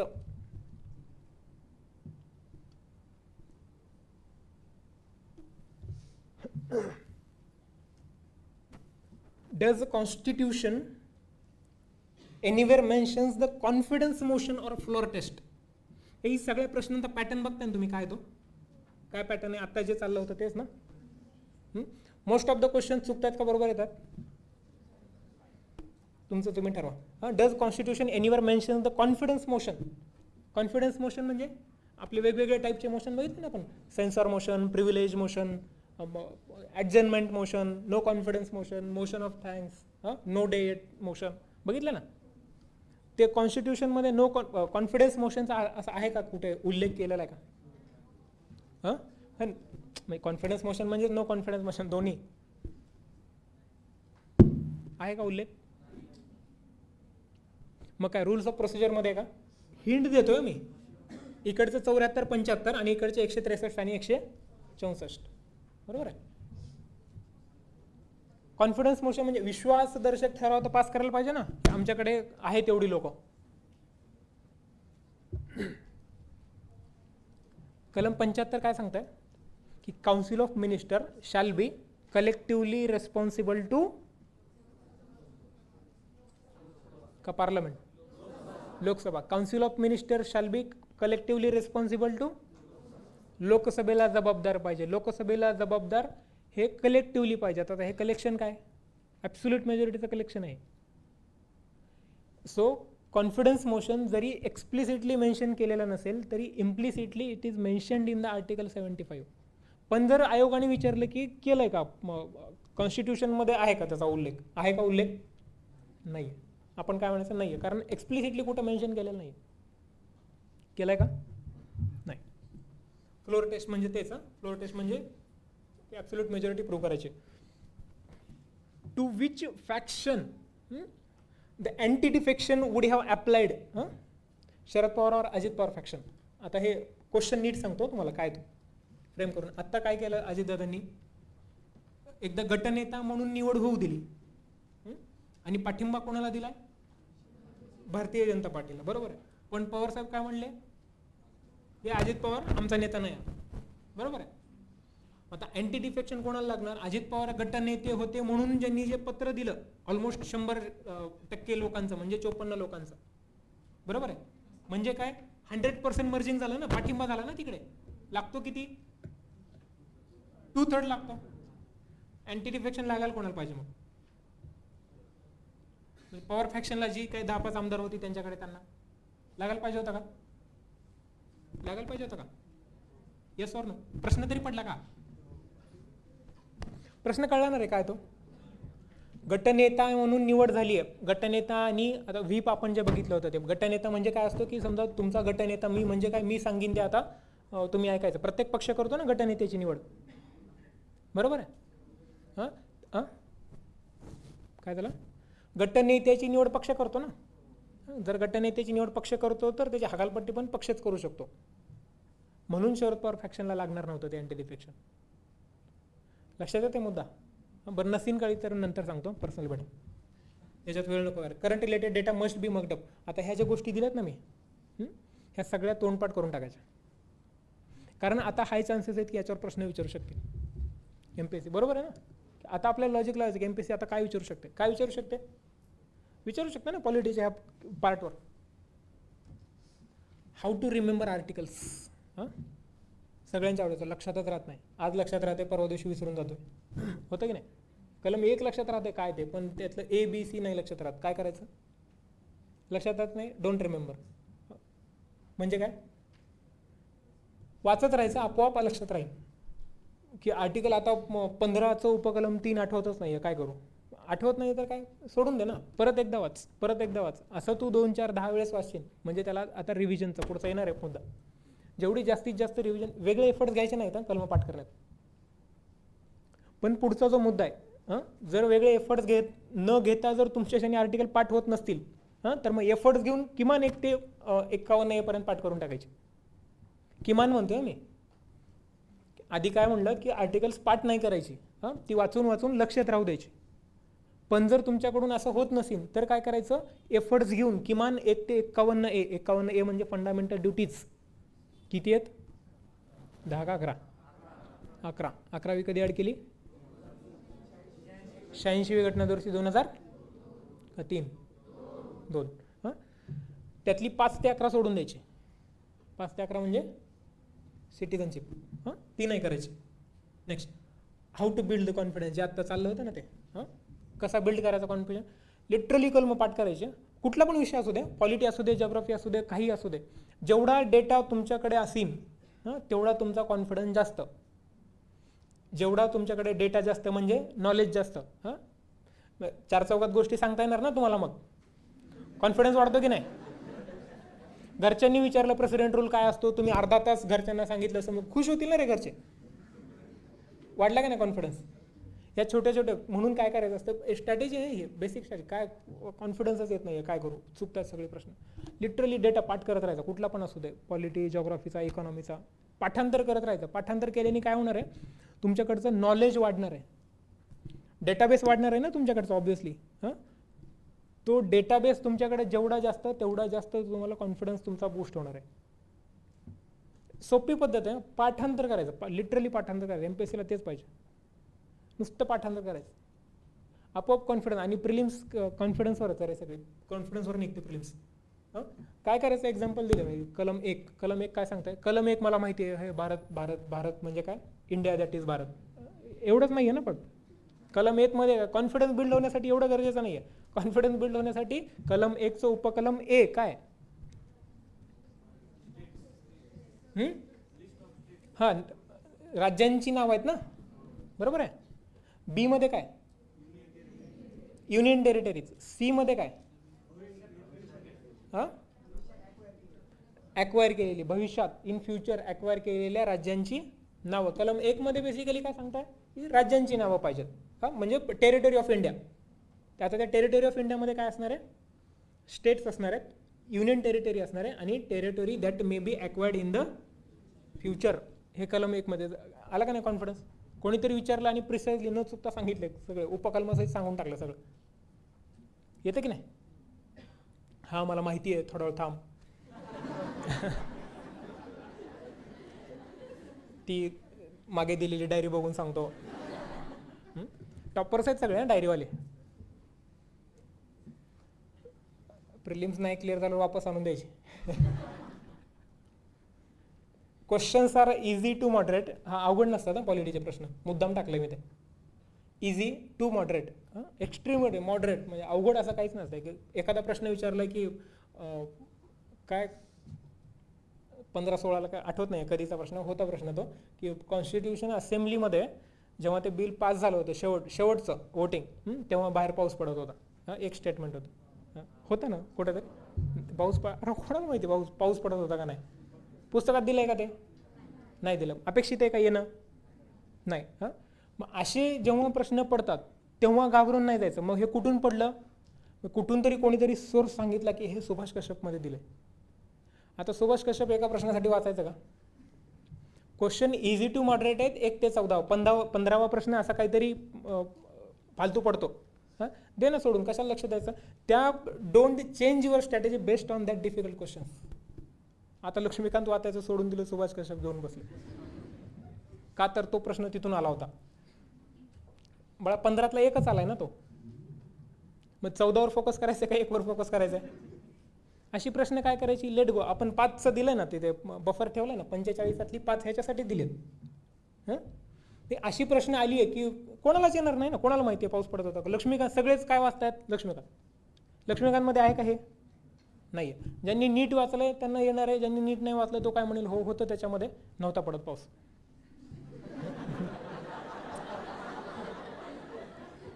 होईल ना असं?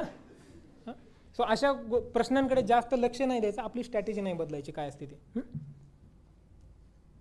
Learn to develop your logic based on the questions MPSC ask, not the questions कुठल्या तरी बोलतात टेस्ट सिरीजमधले. आपल्या आता अगेन मी सांगतोय, मुद्दाम सांगतो की आपल्या टेस्ट सिरीजमधले जे प्रश्न असतात ना, मुद्दामून जी लोक प्रश्न काढतात, इन्क्लुडिंग मी असेल, की एमपीएससी काय लॉजिक लावते ते प्रश्न विचारण्याच्या आणि त्याचं उत्तर काढण्यामध्ये. नुसताच प्रश्न नाही की त्याचे क्वेश्चन ऑप्शन डेव्हलप करण्यामध्ये पण लॉजिक असतं एक वेगळ्याच प्रकारचं एमपीएससीचं. त्या लॉजिकच्या जवळ जाण्याचा आपण प्रयत्न करतो. त्यांनी काय होणार आहे की एमपीएससीला तुम्ही कुठल्या प्रकारे तुमचं डोकं चालवणं अपेक्षित आहे. हे एमसीक्यू सोडवत आहे म्हणजे कुठला तरी डिसिजनच घेताय ना रे तुम्ही. ते 1/3 निगेटिव्ह मार्किंग कशामुळे असते?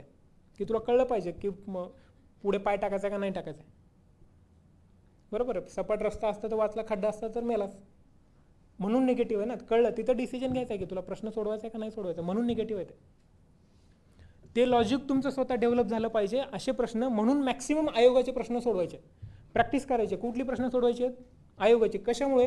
कारण आयोगाने जर ज्या प्रश्नाचा जो प्रश्न विचारला आहे त्याचं लॉजिक डेव्हलप करायचं आहे उत्तर काढताना.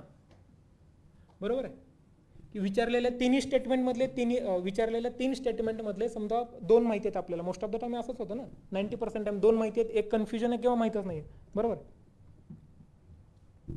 हे जेव्हा असं होत असतं तेव्हा जेव्हा आपण आयोगाचे आधी प्रश्न सोडवलेले असतात तेव्हा आपल्या डोक्यात लॉजिक तयार झालेलं आहे की जर आयोग 2 स्टेटमेंट बरोबर देत आहे तर मोस्ट ऑफ द टाइम्स आयोगाने 3रं पण स्टेटमेंट बरोबरच दिलेलं आहे.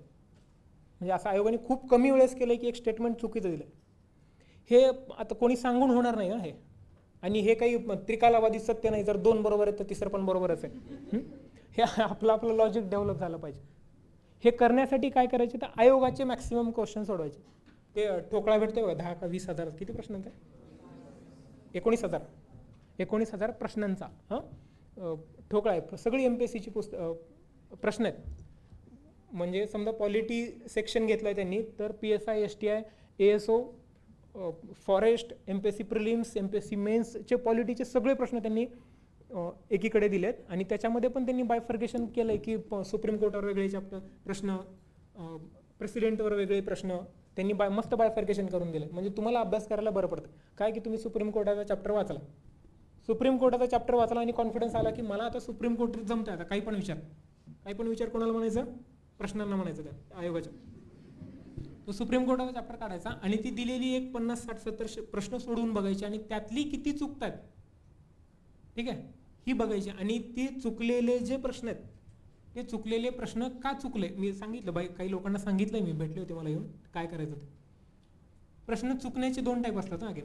एक म्हणजे समजा 100 प्रश्न सोडवलेत सुप्रीम कोर्टाचे तुम्ही, मी आयोगाच्या पेपरचे म्हणतो, आयोगाचे किंवा कुठली पण सोडवतो मी, त्याचे 2 टाईप चुकतात. म्हणजे काय होतात, एक तर म्हणजे तुम्हाला तो डेटाच माहीत नाही आहे काय ते, म्हणजे पुस्तकात पण नाही आहे, तुम्ही कुठं वाचलेला पण नाही, म्हणजे ते पाऊस पडता टाईप असा डेटा आहे की तो जो तुम्हाला माहीत नाही आहे. आणि दुसरा टाईप असतो की जो तुम्हाला माहिती आहे पण चुकलाय. माहिती आहे पण चुकलायचे अगेन 2 टाईप. काय, वाचलंय पण लक्षात नाही आलं, आणि दुसरं म्हणजे सिली मिस्टेक झाली. म्हणजे काय, गोळा बीला करायचा होता आणि सीला केला, किंवा चुकून स्टेटमेंटचंच गोळा मी ॲन्सर म्हणून केला, बरोबर आहे. तर अशी चुकलेल्या प्रश्नांमधली फक्त एका टाईपच्या प्रश्नाची नोट काढून ठेवायची. सिली मिस्टेक झालेल्या प्रश्नाची नोट नाही काढून ठेवायची. सिली मिस्टेक झाली म्हणजे तुम्हाला माहिती येते, पण तुमचं लॅक ऑफ कॉन्सन्ट्रेशनमुळे ती गोष्ट घडली आहे. दुसरं म्हणजे पुस्तकात आहे पण तुम्हाला आलं नाही, ही गोष्ट तुम्ही पुस्तकातच हे करून ठेवायची, पॉईंट करून ठेवायची की हे आपल्याला परत वाचायचं आहे. आणि तिसरा चुकलेला जो टाईप असतो तो म्हणजे ती गोष्ट तुम्हाला माहीतच नाही आहे, म्हणजे पुस्तकातच नाही आहे, ती पुस्तकात लिहून ठेवायची गोष्ट. आता नवीन ॲडिशन झाली ना तुमच्या नॉलेजमध्ये, म्हणजे ते पुस्तकात पण नाही आहे, पण आयोगाने विचारलं ती गोष्ट आता, म्हणजे आयोग आता कधीतरी विचारू शकतो हा आणखीन एकदा प्रश्न. समजा 2012-13ला प्रश्न विचारला असेल आणि ते पुस्तकात नाही आहे, तर चान्सेस आहेत ना तीच गोष्ट परत विचारीन. आता ती गोष्ट आपल्याला माहीत पाहिजेत. असं जर सुप्रीम कोर्टाच्या बाबतीत तुम्ही लिहून काढलं तर ऑलमोस्ट MPSCने विचारलेला सगळा डेटा तुमच्याकडे. आता काय तुमचं काम राहिलं, फक्त जो डेटा तुम्हाला माहीत नाही त्याची रिव्हिजन करायची, कारण बाकीचा डेटा तर माहिती आहे ना तुम्हाला. कमी वेळामध्ये कशी रिव्हिजन करायची प्रत्येक चॅप्टरची, येते का पूर्व लक्षात? Yes or no? येस. आता हाऊ टू अप्रोच मागचा झाला का मुद्दा?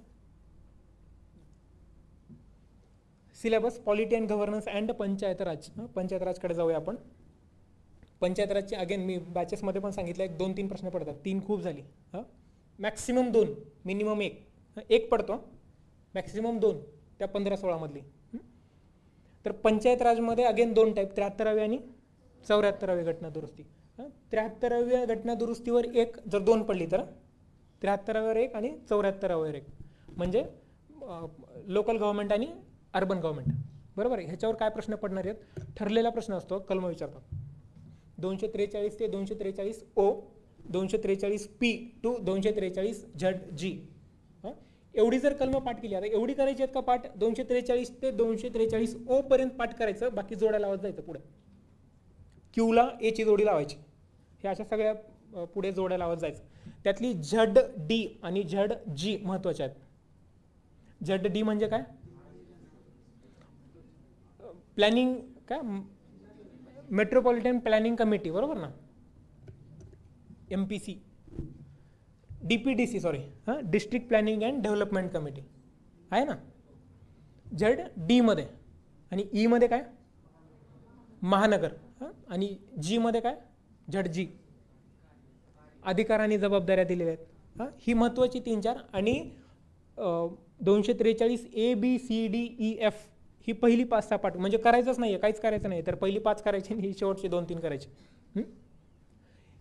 ह्यावर एक प्रश्न कायम पडतो.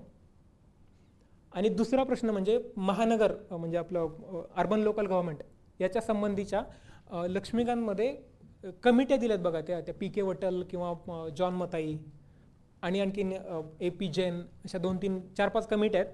त्या कमिट्यांवर कायम प्रश्न विचारते, ऑब्स्क्युअर आहे, ते लक्ष जात नाही आपलं त्याच्याकडे.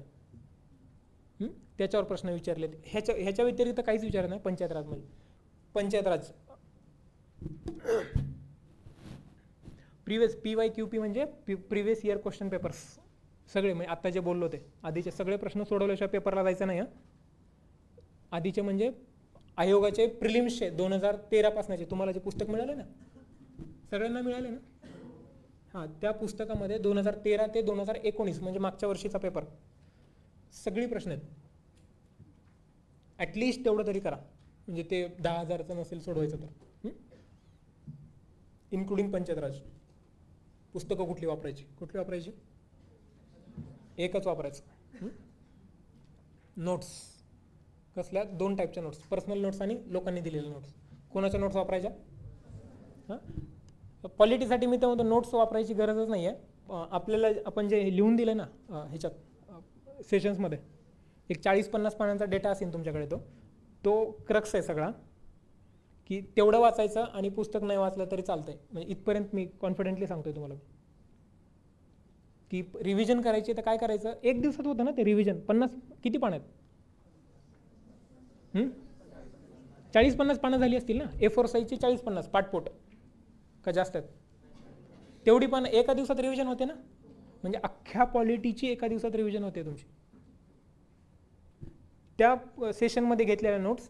आणि मग जर तुम्हाला काढायचे, मला कोणीतरी एकाने नोट्स पाठवल्या होत्या रे, हर्षदानी मला नोट्स पाठवल्या होत्या. कोणीतरी एका विद्यार्थ्यांनी, वारजेच्या विद्यार्थिनी होती, हां, तिने नोट्स काढल्या होत्या. नोट्स प्रचंड चांगल्या काढल्यात, की व्यवस्थित निळा पेन, लाल पेन, हिरवा पेन, हां, अक्षर पण छान आहे.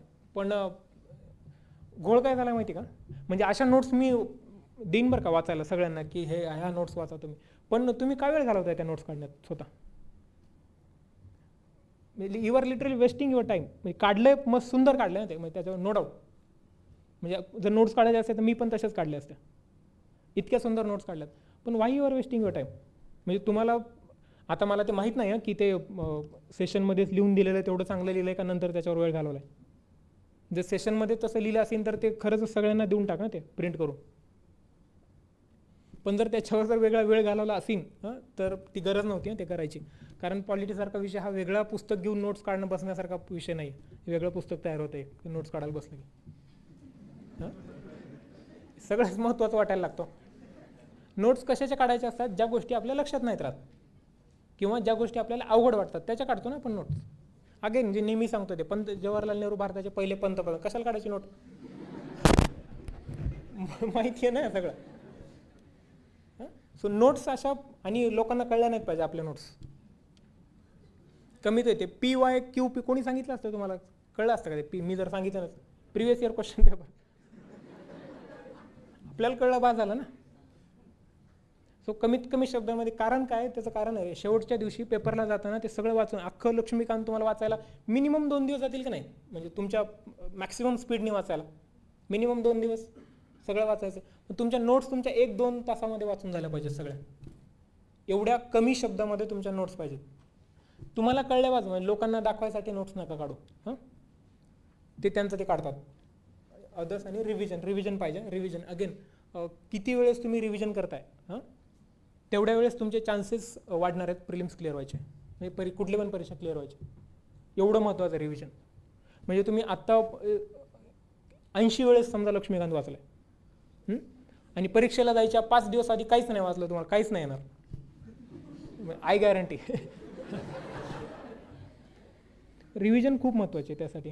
आणि खाली practice, n number of times practice करायची. कशाची करायची प्रॅक्टिस?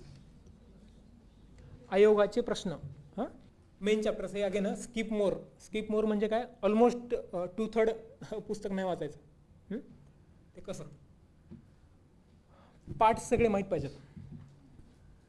आता हे कॉमन मिनिमम प्रोग्राम, हा common minimum programme maximum minimum programme पण असू शकतो. हे कॉमन मॅक्सिमम प्रोग्राम पण असू शकतो पॉलिटी संदर्भात. पार्ट सगळे माहीत. किती पार्ट आहेत? हे मी का विचारतोय तर इलेक्शन कमिशन चा संदर्भ अमुक पार्टमध्ये येतो. हे पहिलं स्टेटमेंट आहे आणि दुसरं स्टेटमेंट समज इलेक्शन कमिशनर संदर्भात. आता पार्ट माहीत नाही आहे, माहिती आहे बाबा एवढे पार्ट आहेत पण पार्टच नाही केले, तेवढंच राहिलं करायचं, पण चुकला नाही एक प्रश्न. दिलंय पुस्तकात दिलंय ना. आणि पार्ट्स कसे करायचे? पहिला पार्ट माहिती आहे. काय पार्ट माहिती आहे आपल्याला? 1 ते 4. दुसरा पार्ट 5 ते 11. तिसरा पार्ट 12 ते 35. चौथा पार्ट 36 ते 51. 5वा पार्ट युनियन. बरोबर आहे. पहिली 5 पाठ करायची गरज आहे का? एक पिव्होट पॉईंट म्हणून 8वा किंवा 9वा लक्षात ठेवायचा, मधली नाही पाठ करायची. 8वा किंवा 9वा लक्षात ठेवल्यामुळे होतं काय की मागची 2 लक्षात राहतात, पुढची 2 लक्षात राहतात. तशीच करून पुढचा एक 15वा किंवा 16वा लक्षात ठेवायचा. 15 पार्ट 15 काय पार्ट 15मध्ये काय सांगताय? इलेक्शन कमिशन का नाही सांगते ना. तर पार्ट 15 लक्षात ठेवायचा. मग 15च्या आधीची 2. आता इलेक्शन कमिशन म्हणलं की आर्टिकल 324 ते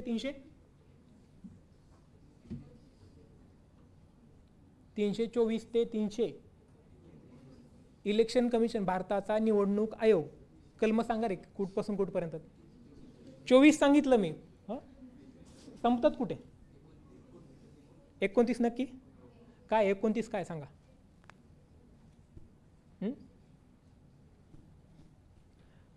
मुद्दा हा की पिव्होट पॉईंट लक्षात ठेवायचा. 15वं इलेक्शन कमिशन कळलं की 324च्या आधीचं माहिती आहे ना मला, 323A. काय 323A? ट्रायब्युनल्स. हां, मग ट्रायब्युनल्स विचारलंय. ट्रायब्युनल्स कुठल्या पार्टमध्ये? ट्रायब्युनल्स मी पाठ केलंय का कुठल्या पार्टमध्ये? नाही. पण मला इलेक्शन कमिशन माहिती आहे कुठे? 324 कशात आहे? 15मध्ये. म्हणजे ट्रायब्युनल कशात पाहिजे? 14. मुद्दा लक्षात येतोय मी का म्हणतोय की एक पिव्होट पॉईंट घालून ठेवायचा, त्याच्या मागची कलम लक्षात राहिली की संपलं. मुद्दा लक्षात येतोय? पार्ट्स माहित आहे, सगळे शेड्यूल्स 1 ते 12 पाठ करून घेतलेत आपण सेशन्समध्ये. हां, काय पहिलं? राज्याची नावं. दुसऱ्यामध्ये काय? हां, कोणाचे पगार? पटकन सांगा, कन्फ्युजन आहे. राष्ट्रपती आहे का? हो किंवा नाही म्हणायचं. राष्ट्रपती, उपराष्ट्रपती.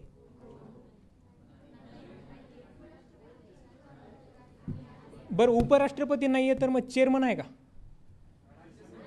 राज्यसभेचा चेअरमन जे आहे का? हां, मग उपराष्ट्रपतीचे आहे का? हां,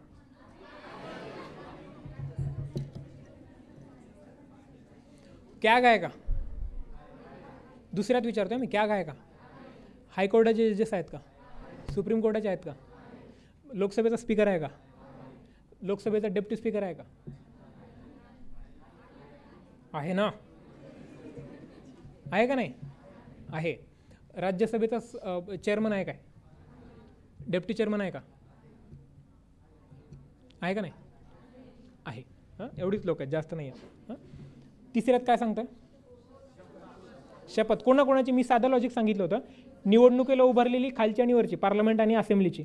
निवडणुकीला उभारलेली 2 झाली, निवडून आलेली 2, बरोबर आहे. पार्लमेंट आणि मंत्री झालेले 2, किती झाले?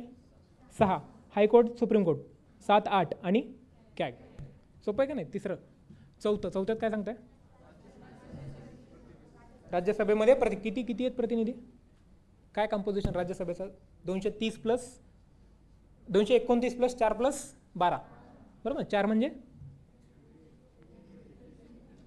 आता बदलला का नाही? 4 म्हणजे युनियन टेरिटरी ना. मग आता बदलला का? बरं. 5 मध्ये काय? ॲडमिनिस्ट्रेशन ऑफ ट्रायबल एरिया आणि शेड्यूल अँड ट्रायबल एरिया.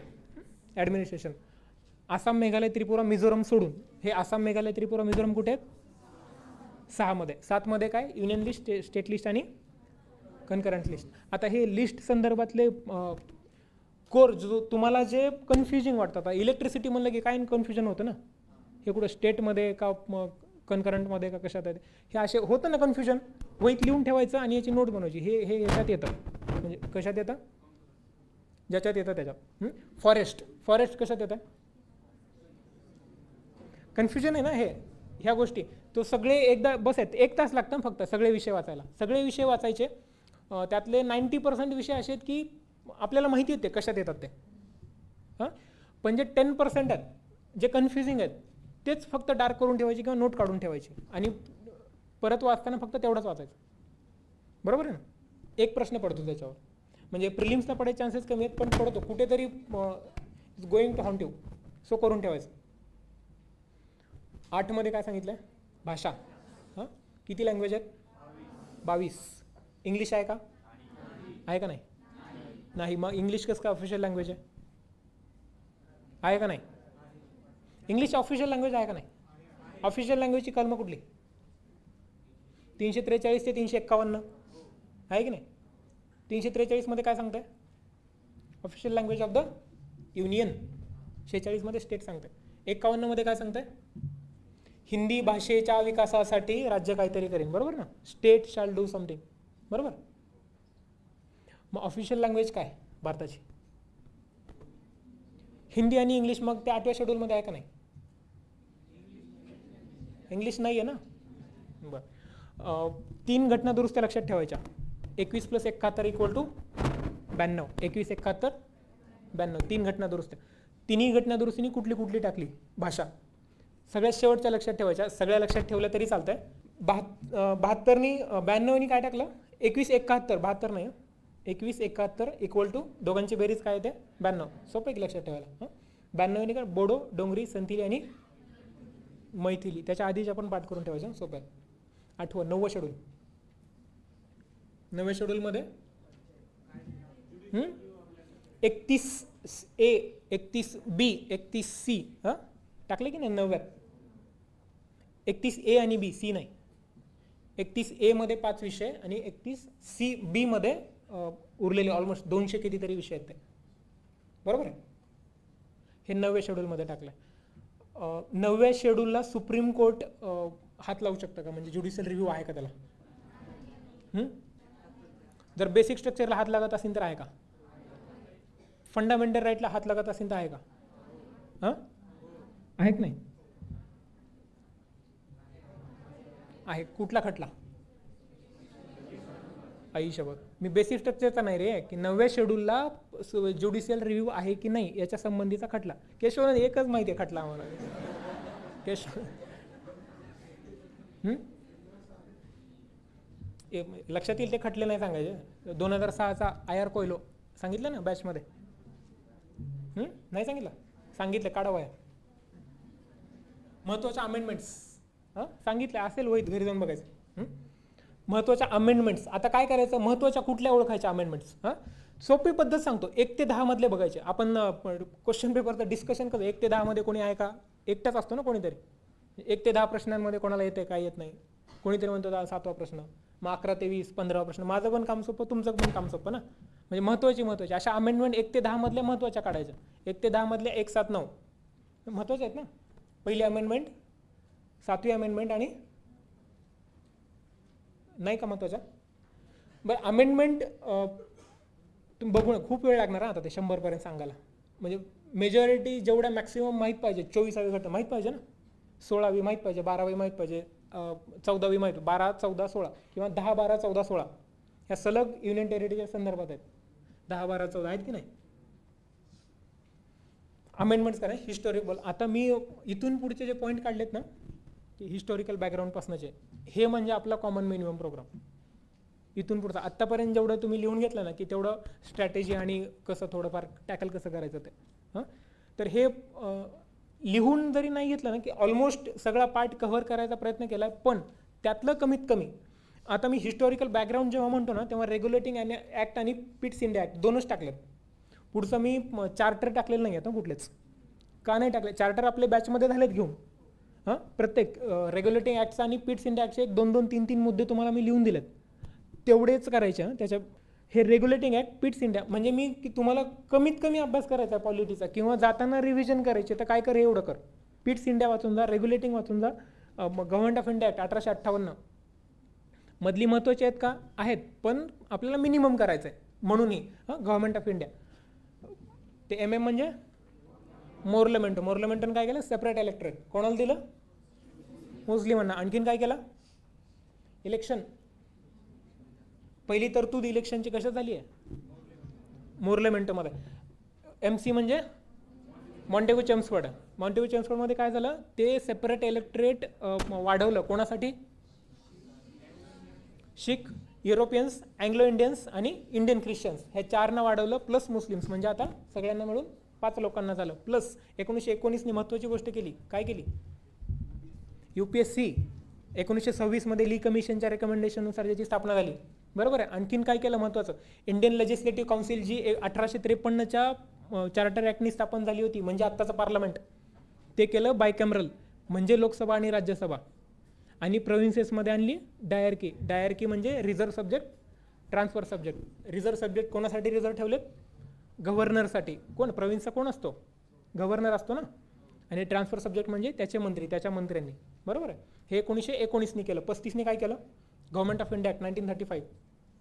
बायकॅमरॅलिझम आणलं कुठे, स्टेट्समध्ये, डायरेक्टली काढून टाकली, बरोबर ना.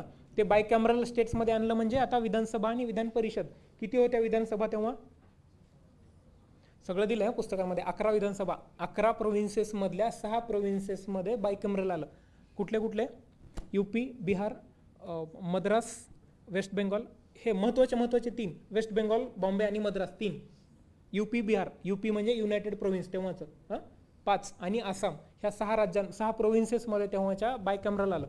येऊ शकतो ना रे प्रश्न, सोपा आहे की. प्रश्न आयोगाने जर टाकला तर म्हणजे उगाच हरकून जायची गरज आहे का, की असलेल्या 11 प्रोव्हिन्सेसपैकी किती प्रोव्हिन्सेसमध्ये बायकॅमरल आलं 1935च्या कायद्याने, माहीत पाहिजे ना ही गोष्ट. किंवा कुठल्या खालीलपैकी कुठल्या प्रोव्हिन्सेसमध्ये बायकॅमरलिझम आलं, ही बेसिक गोष्ट. आणि त्याच्यानंतर 1947चा करत बसण्यात वेळ घालू नका. नेक्स्ट, मेकिंग ऑफ द कॉन्स्टिट्यूशनमध्ये काय काय करायचे, सीट ॲलोकेशन. 299चं बायफर्गेशन कसं झालं होतं ते, बरोबर ना. ते MSG म्हणजे काय, डिवाइड कशामध्ये, proportion, in proportion of the population. कोणाकोणामध्ये डिवाइड झालं होतं, मुस्लिम, शीख आणि G for general. Seat allocation जे कशामध्ये, कॉन्स्टिट्युएंट असेंब्ली जेव्हा इस्टॅब्लिश करायची होती तेव्हा ते प्रपोर्शनमध्ये, लोकसंख्येच्या प्रमाणामध्ये कोणाकोणामध्ये वाटलं होतं, मुस्लिम, शीख आणि जनरल पब्लिक, ह्या तिघांमध्ये वाटलं. आलेला आहे ना तो प्रश्न, की कोणाकोणामध्ये डिवाइड केलं होतं ते. Constitution assembly was partly elected and partly nominated. ती partly elected was indirectly elected, बरोबर आहे. अडल्ट सफरेजवर होतं का ते ठरलेलं, म्हणजे निवडणुका सगळ्यांना मतदानाचा अधिकार होता का, अडल्ट सफरेजवर होती आणि डायरेक्टली इलेक्टेड होती, असं जर स्टेटमेंट आलं तर ते ग्रॉस चुकीचं आहे. ती काय होती, पार्टली इलेक्टेड, इलेक्टेडच्या तिथं हळूच लिहायचं काय, इनडायरेक्टली इलेक्टेड. आणि नॉमिनेटेड म्हणजे प्रिन्सली स्टेटवाले राजे, त्यांनी नॉमिनेट केलेली लोक. 9, 11, 13 डिसेंबर 3 तारखा माहीत पाहिजेत, काय काय झालं ते 3 तारखांना. 9 डिसेंबर 1946 तात्पुरतं, 11ला परमनंट. लोक कोण कोण होती माहीत पाहिजेत. आणि 13ला काय झालं, उद्दिष्टांचा ठराव. मेजर कमिटीज, त्या कमिटीज, ड्राफ्टिंग कमिटी वेगळी, त्या मेजर कमिटीमधली एक ड्राफ्टिंग कमिटी, त्या वेगळ्या एक 5-6 कमिट्या आहेत. जवाहरलाल नेहरूंनी हेड केलेली, जवाहरलाल नेहरूंनी बेसिकली 3 कमिट्या हेड केल्या, युनियन कॉन्स्टिट्यूशन आणि वगैरे वगैरेच्या. वल्लभभाई पटेलांनी पण केली, त्या क्रिपलांनी पण केली. आणि माहीत पाहिजेत ना त्या सगळ्या कमिटी, माहीत पाहिजे, त्याचा अध्यक्ष माहीत पाहिजे. ड्राफ्टिंग कमिटीमध्ये किती लोक होती, इन्क्लुडिंग आंबेडकर, अध्यक्ष आंबेडकर. ती 7 लोकांची नावं माहीत पाहिजेत. ती कोणी कोणाला, खेतांनी कोणाला रिप्लेस केलं, बरोबर आहे. कृष्णमाचारीला खेतांनी का खेतांनी कृष्णमाचारीला, कन्फ्यूज नाही व्हायचा. Features of the constitution. फीचरमध्ये काय काय करायचं, बेसिक स्ट्रक्चर महत्त्वाचं आहे. Basic structure, what is basic structure. Basic structure आपण सेशनमध्ये, बेसिक स्ट्रक्चर काय असतं, मोहमाया असते. सुप्रीम कोर्ट जे सांगेल ते बेसिक स्ट्रक्चर, बरोबर आहे. आता आयोग प्रश्न विचारणार, बेसिक स्ट्रक्चरमध्ये खालीलपैकी कुठल्या गोष्टींचा. बेसिक स्ट्रक्चरमध्ये काय, सोशलिस्ट, प्रिएम्बलमध्ये सांगतात ना आपले, sovereign, socialist, secular, democracy. Secular आहे का बेसिक स्ट्रक्चर. धर्मनिरपेक्षता भारताचं बेसिक स्ट्रक्चर, म्हणजे कॉन्स्टिट्यूशनचं बेसिक स्ट्रक्चर आहे का. सॉव्हरेंटी आहे का, सोशलिस्ट आहे का. तिथं क्वेश्चन मार्क केलंय म्हणून उत्तर नाही का देऊ, आहे का, हे नाही आहे. बेसिक स्ट्रक्चरमध्ये नाही सांगितलं सुप्रीम कोर्टने, का नाही सांगितलं नाही माहिती, पण नाही सांगितलं. सोशल, बाकी सगळं सांगितलं. सॉव्हरेन, सेक्युलर, डेमोक्रेटिक, रिपब्लिक, हे सगळे भारताचे बेसिक स्ट्रक्चर आहे, कॉन्स्टिट्यूशनचे बेसिक स्ट्रक्चर. पण सोशलिस्ट नाही सांगितलं. नाही सांगितलं तर आपण काय म्हणायचं, नाही आहे. नेक्स्ट, व्हेरियस सोर्सेस सगळे माहीत पाहिजेत, पिन पॉइंटेड माहीत पाहिजेत सगळे. या गोष्टी ज्या मी बोलतो ना की सोर्सेस माहीत पाहिजेत. आता सगळंच सांगतोयस, मग आम्ही काय करायचं, सगळंच करायचं, एवढं हे मिनिमम आहे ह्या गोष्टी. म्हणजे ऑलमोस्ट तुमच्यापैकी सगळ्यांच्या झालेल्या असतील या गोष्टी. सोर्सेस म्हणजे कोणाकडून काय घेतलं, कुठल्या कॉन्स्टिट्यूशन, देशाच्या घटनेमधून आपण बॉरो केलं आहे.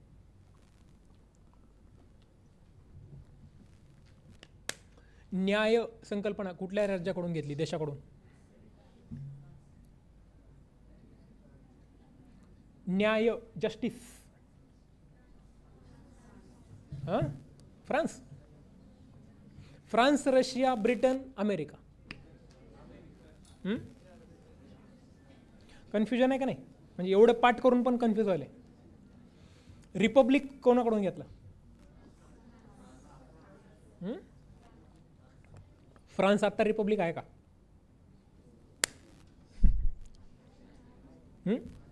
आहे की रे? रिपब्लिक फ्रान्सकडूनच घेतलंय की. सगळे सोर्सेस माहिती आहे, कॉन्फिडेंटली माहीत पाहिजेत. जोड्या लावामध्ये विचारतात. तुम्ही जर मागचे पेपर बघत असताल, ते पुस्तक ते विजयपथ त्याच्यासाठीच दिलं आहे तुम्हाला. त्याची पानं पण चांगली आहेत, पांढरी पानं आहेत त्याच्यावर. म्हणजे तुम्ही म्हणजे वाचायला बरं वाटतं ते, अशी पानं असली तर रे पुस्तकांची. नेक्स्ट इज फेडरल स्ट्रक्चर आणि काय युनिटरी फीचर. फेडरल स्ट्रक्चर म्हणजे कॉन्स्टिट्यूशनचं फेडरल स्ट्रक्चर असणं आणि युनिटरी फीचर असणं मध्ये काय फरक असतो. Which of the following are the unitary features of the constitution. आणि ऑप्शन दिले तुम्हाला, जे इथे दिलेत ते कसं ओळखायचं? दिलेत ना, मी लिहून देते की फेडरल स्ट्रक्चरमध्ये काय असतं, ड्युअल गव्हर्नमेंट असतं, रिटन कॉन्स्टिट्यूशन, सुप्रिमसी. हे पाठ करायचं का? लक्षात ठेवायचं ना, सोपी स्ट्रिक असते ती, लक्षात ठेवायची. युनिटरी गव्हर्नमेंट म्हणजे unitary feature of the constitution. खाली जे ऑप्शन दिलेत तुम्हाला आणि विचारला युनिटरी. जर राज्याला म्हणजे आपले सबऑर्डिनेट स्टेट्स, महाराष्ट्र राज्य, गुजरात राज्य, राज्याला त्या गोष्टीमुळे जर तोटा होत असेल किंवा नेगेटिव्ह कनोटेशन होत, म्हणजे राज्यासंबंधी जर ती गोष्ट चांगली नसेल, तर त्याला काय म्हणायचं? Unitary feature. आता बघूया आपण सगळे युनिटरीमध्ये. स्ट्रॉंग सेंटर राज्यासाठी चांगलं आहे का वाईट आहे? म्हणून युनिटरी. डिस्ट्रक्टिबल स्टेट्स राज्यासाठी कसं आहे? म्हणजे राज्य, महाराष्ट्र राज्यातले किती पण राज्य करू शकतं ना सेंटर, ते चांगलं आहे का वाईट आहे? म्हणून युनिटरी. सिंगल किंवा फ्लेक्झिबल कॉन्स्टिट्यूशन राज्यासाठी चांगलं आहे का वाईट आहे? फ्लेक्झिबल म्हणजे काय? सेंट्रल गव्हर्नमेंट काही करीन ना, राज्यासाठी कसं आहे? म्हणून युनिटरी. नेक्स्ट इमर्जन्सी राज्यासाठी चांगली आहे का वाईट आहे? वाईट आहे, म्हणून unitary feature. Integrated judiciary. Judiciary independent पाहिजे ना, का इंटिग्रेटेड पाहिजे? मग लोकसभेतले खासदार येऊन बसलेत न्याय द्यायला, चालतंय का? चालणार आहे काय? नाही चालणार ना. चांगलं आहे का वाईट आहे? वाईट, म्हणून unitary. Next IAS, Indian administrative services. UPSCतून रिक्रूट झालेले लोक पुण्याचा कलेक्टर होते. रिक्रुटमेंट कोण घेत आहे?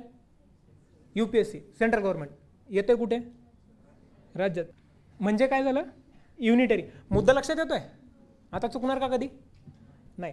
हे पाठ करत बसायचं नाही. आता फक्त प्रश्न विचारायचा, हे चांगलं आहे का वाईट आहे? इलेक्शन्स, राज्यातले इलेक्शन कोण घेत आहे? म्हणजे राज्यातल्या आमदारांची निवडणूक कोण घेत आहे? Election commission of India. Election commission of इंडियावर कोण असते? सेंट्रलनं अपॉइंट केलेली लोक असतात ना, म्हणजे ती लोक आपल्याकडे येऊन निवडणुका घेतात. चांगलं आहे का वाईट आहे? म्हणून युनिटरी. स्टेट बिल्स म्हणजे काय? मनी बिल असेल, गव्हर्नरनी ठेवलं, गव्हर्नर ठेवू शकतो ना, डिस्क्रिशनरी पॉवर्स आहेत त्याच्याकडे. कोणाच्या ह्याच्यासाठी? राष्ट्रपतीसाठी ठेवू शकतो ना, प्रत्येक बिल ठेवू शकतो ना. चांगलं आहे का वाईट आहे? आणि अधिकार अगेन कोणाला आहेत? राष्ट्रपतीला आहेत. फायनल पास होणार आहे का बिल? मग चांगलं आहे का वाईट आहे? म्हणून युनिटरी. आता नाही चुकणार कधीच. हे पाठ करत नाही बसायचं. झाली लोकसभा डिझॉल्व झाली, बिलाचा म्हणजे प्रत्येक बिल एकदा मांडलंय आणि टोकाला गेलं असं होतं का की संपलं, त्याचं कायद्यातच रूपांतर झालं असं असतं का? मध्ये होऊ शकते ना लोकसभा डिझॉल्व. तर लोकसभा डिझॉल्व झाल्यावर बिलाचं काय होतं? समजा ते बिल पेंडिंग आहे लोकसभेमध्ये, बिल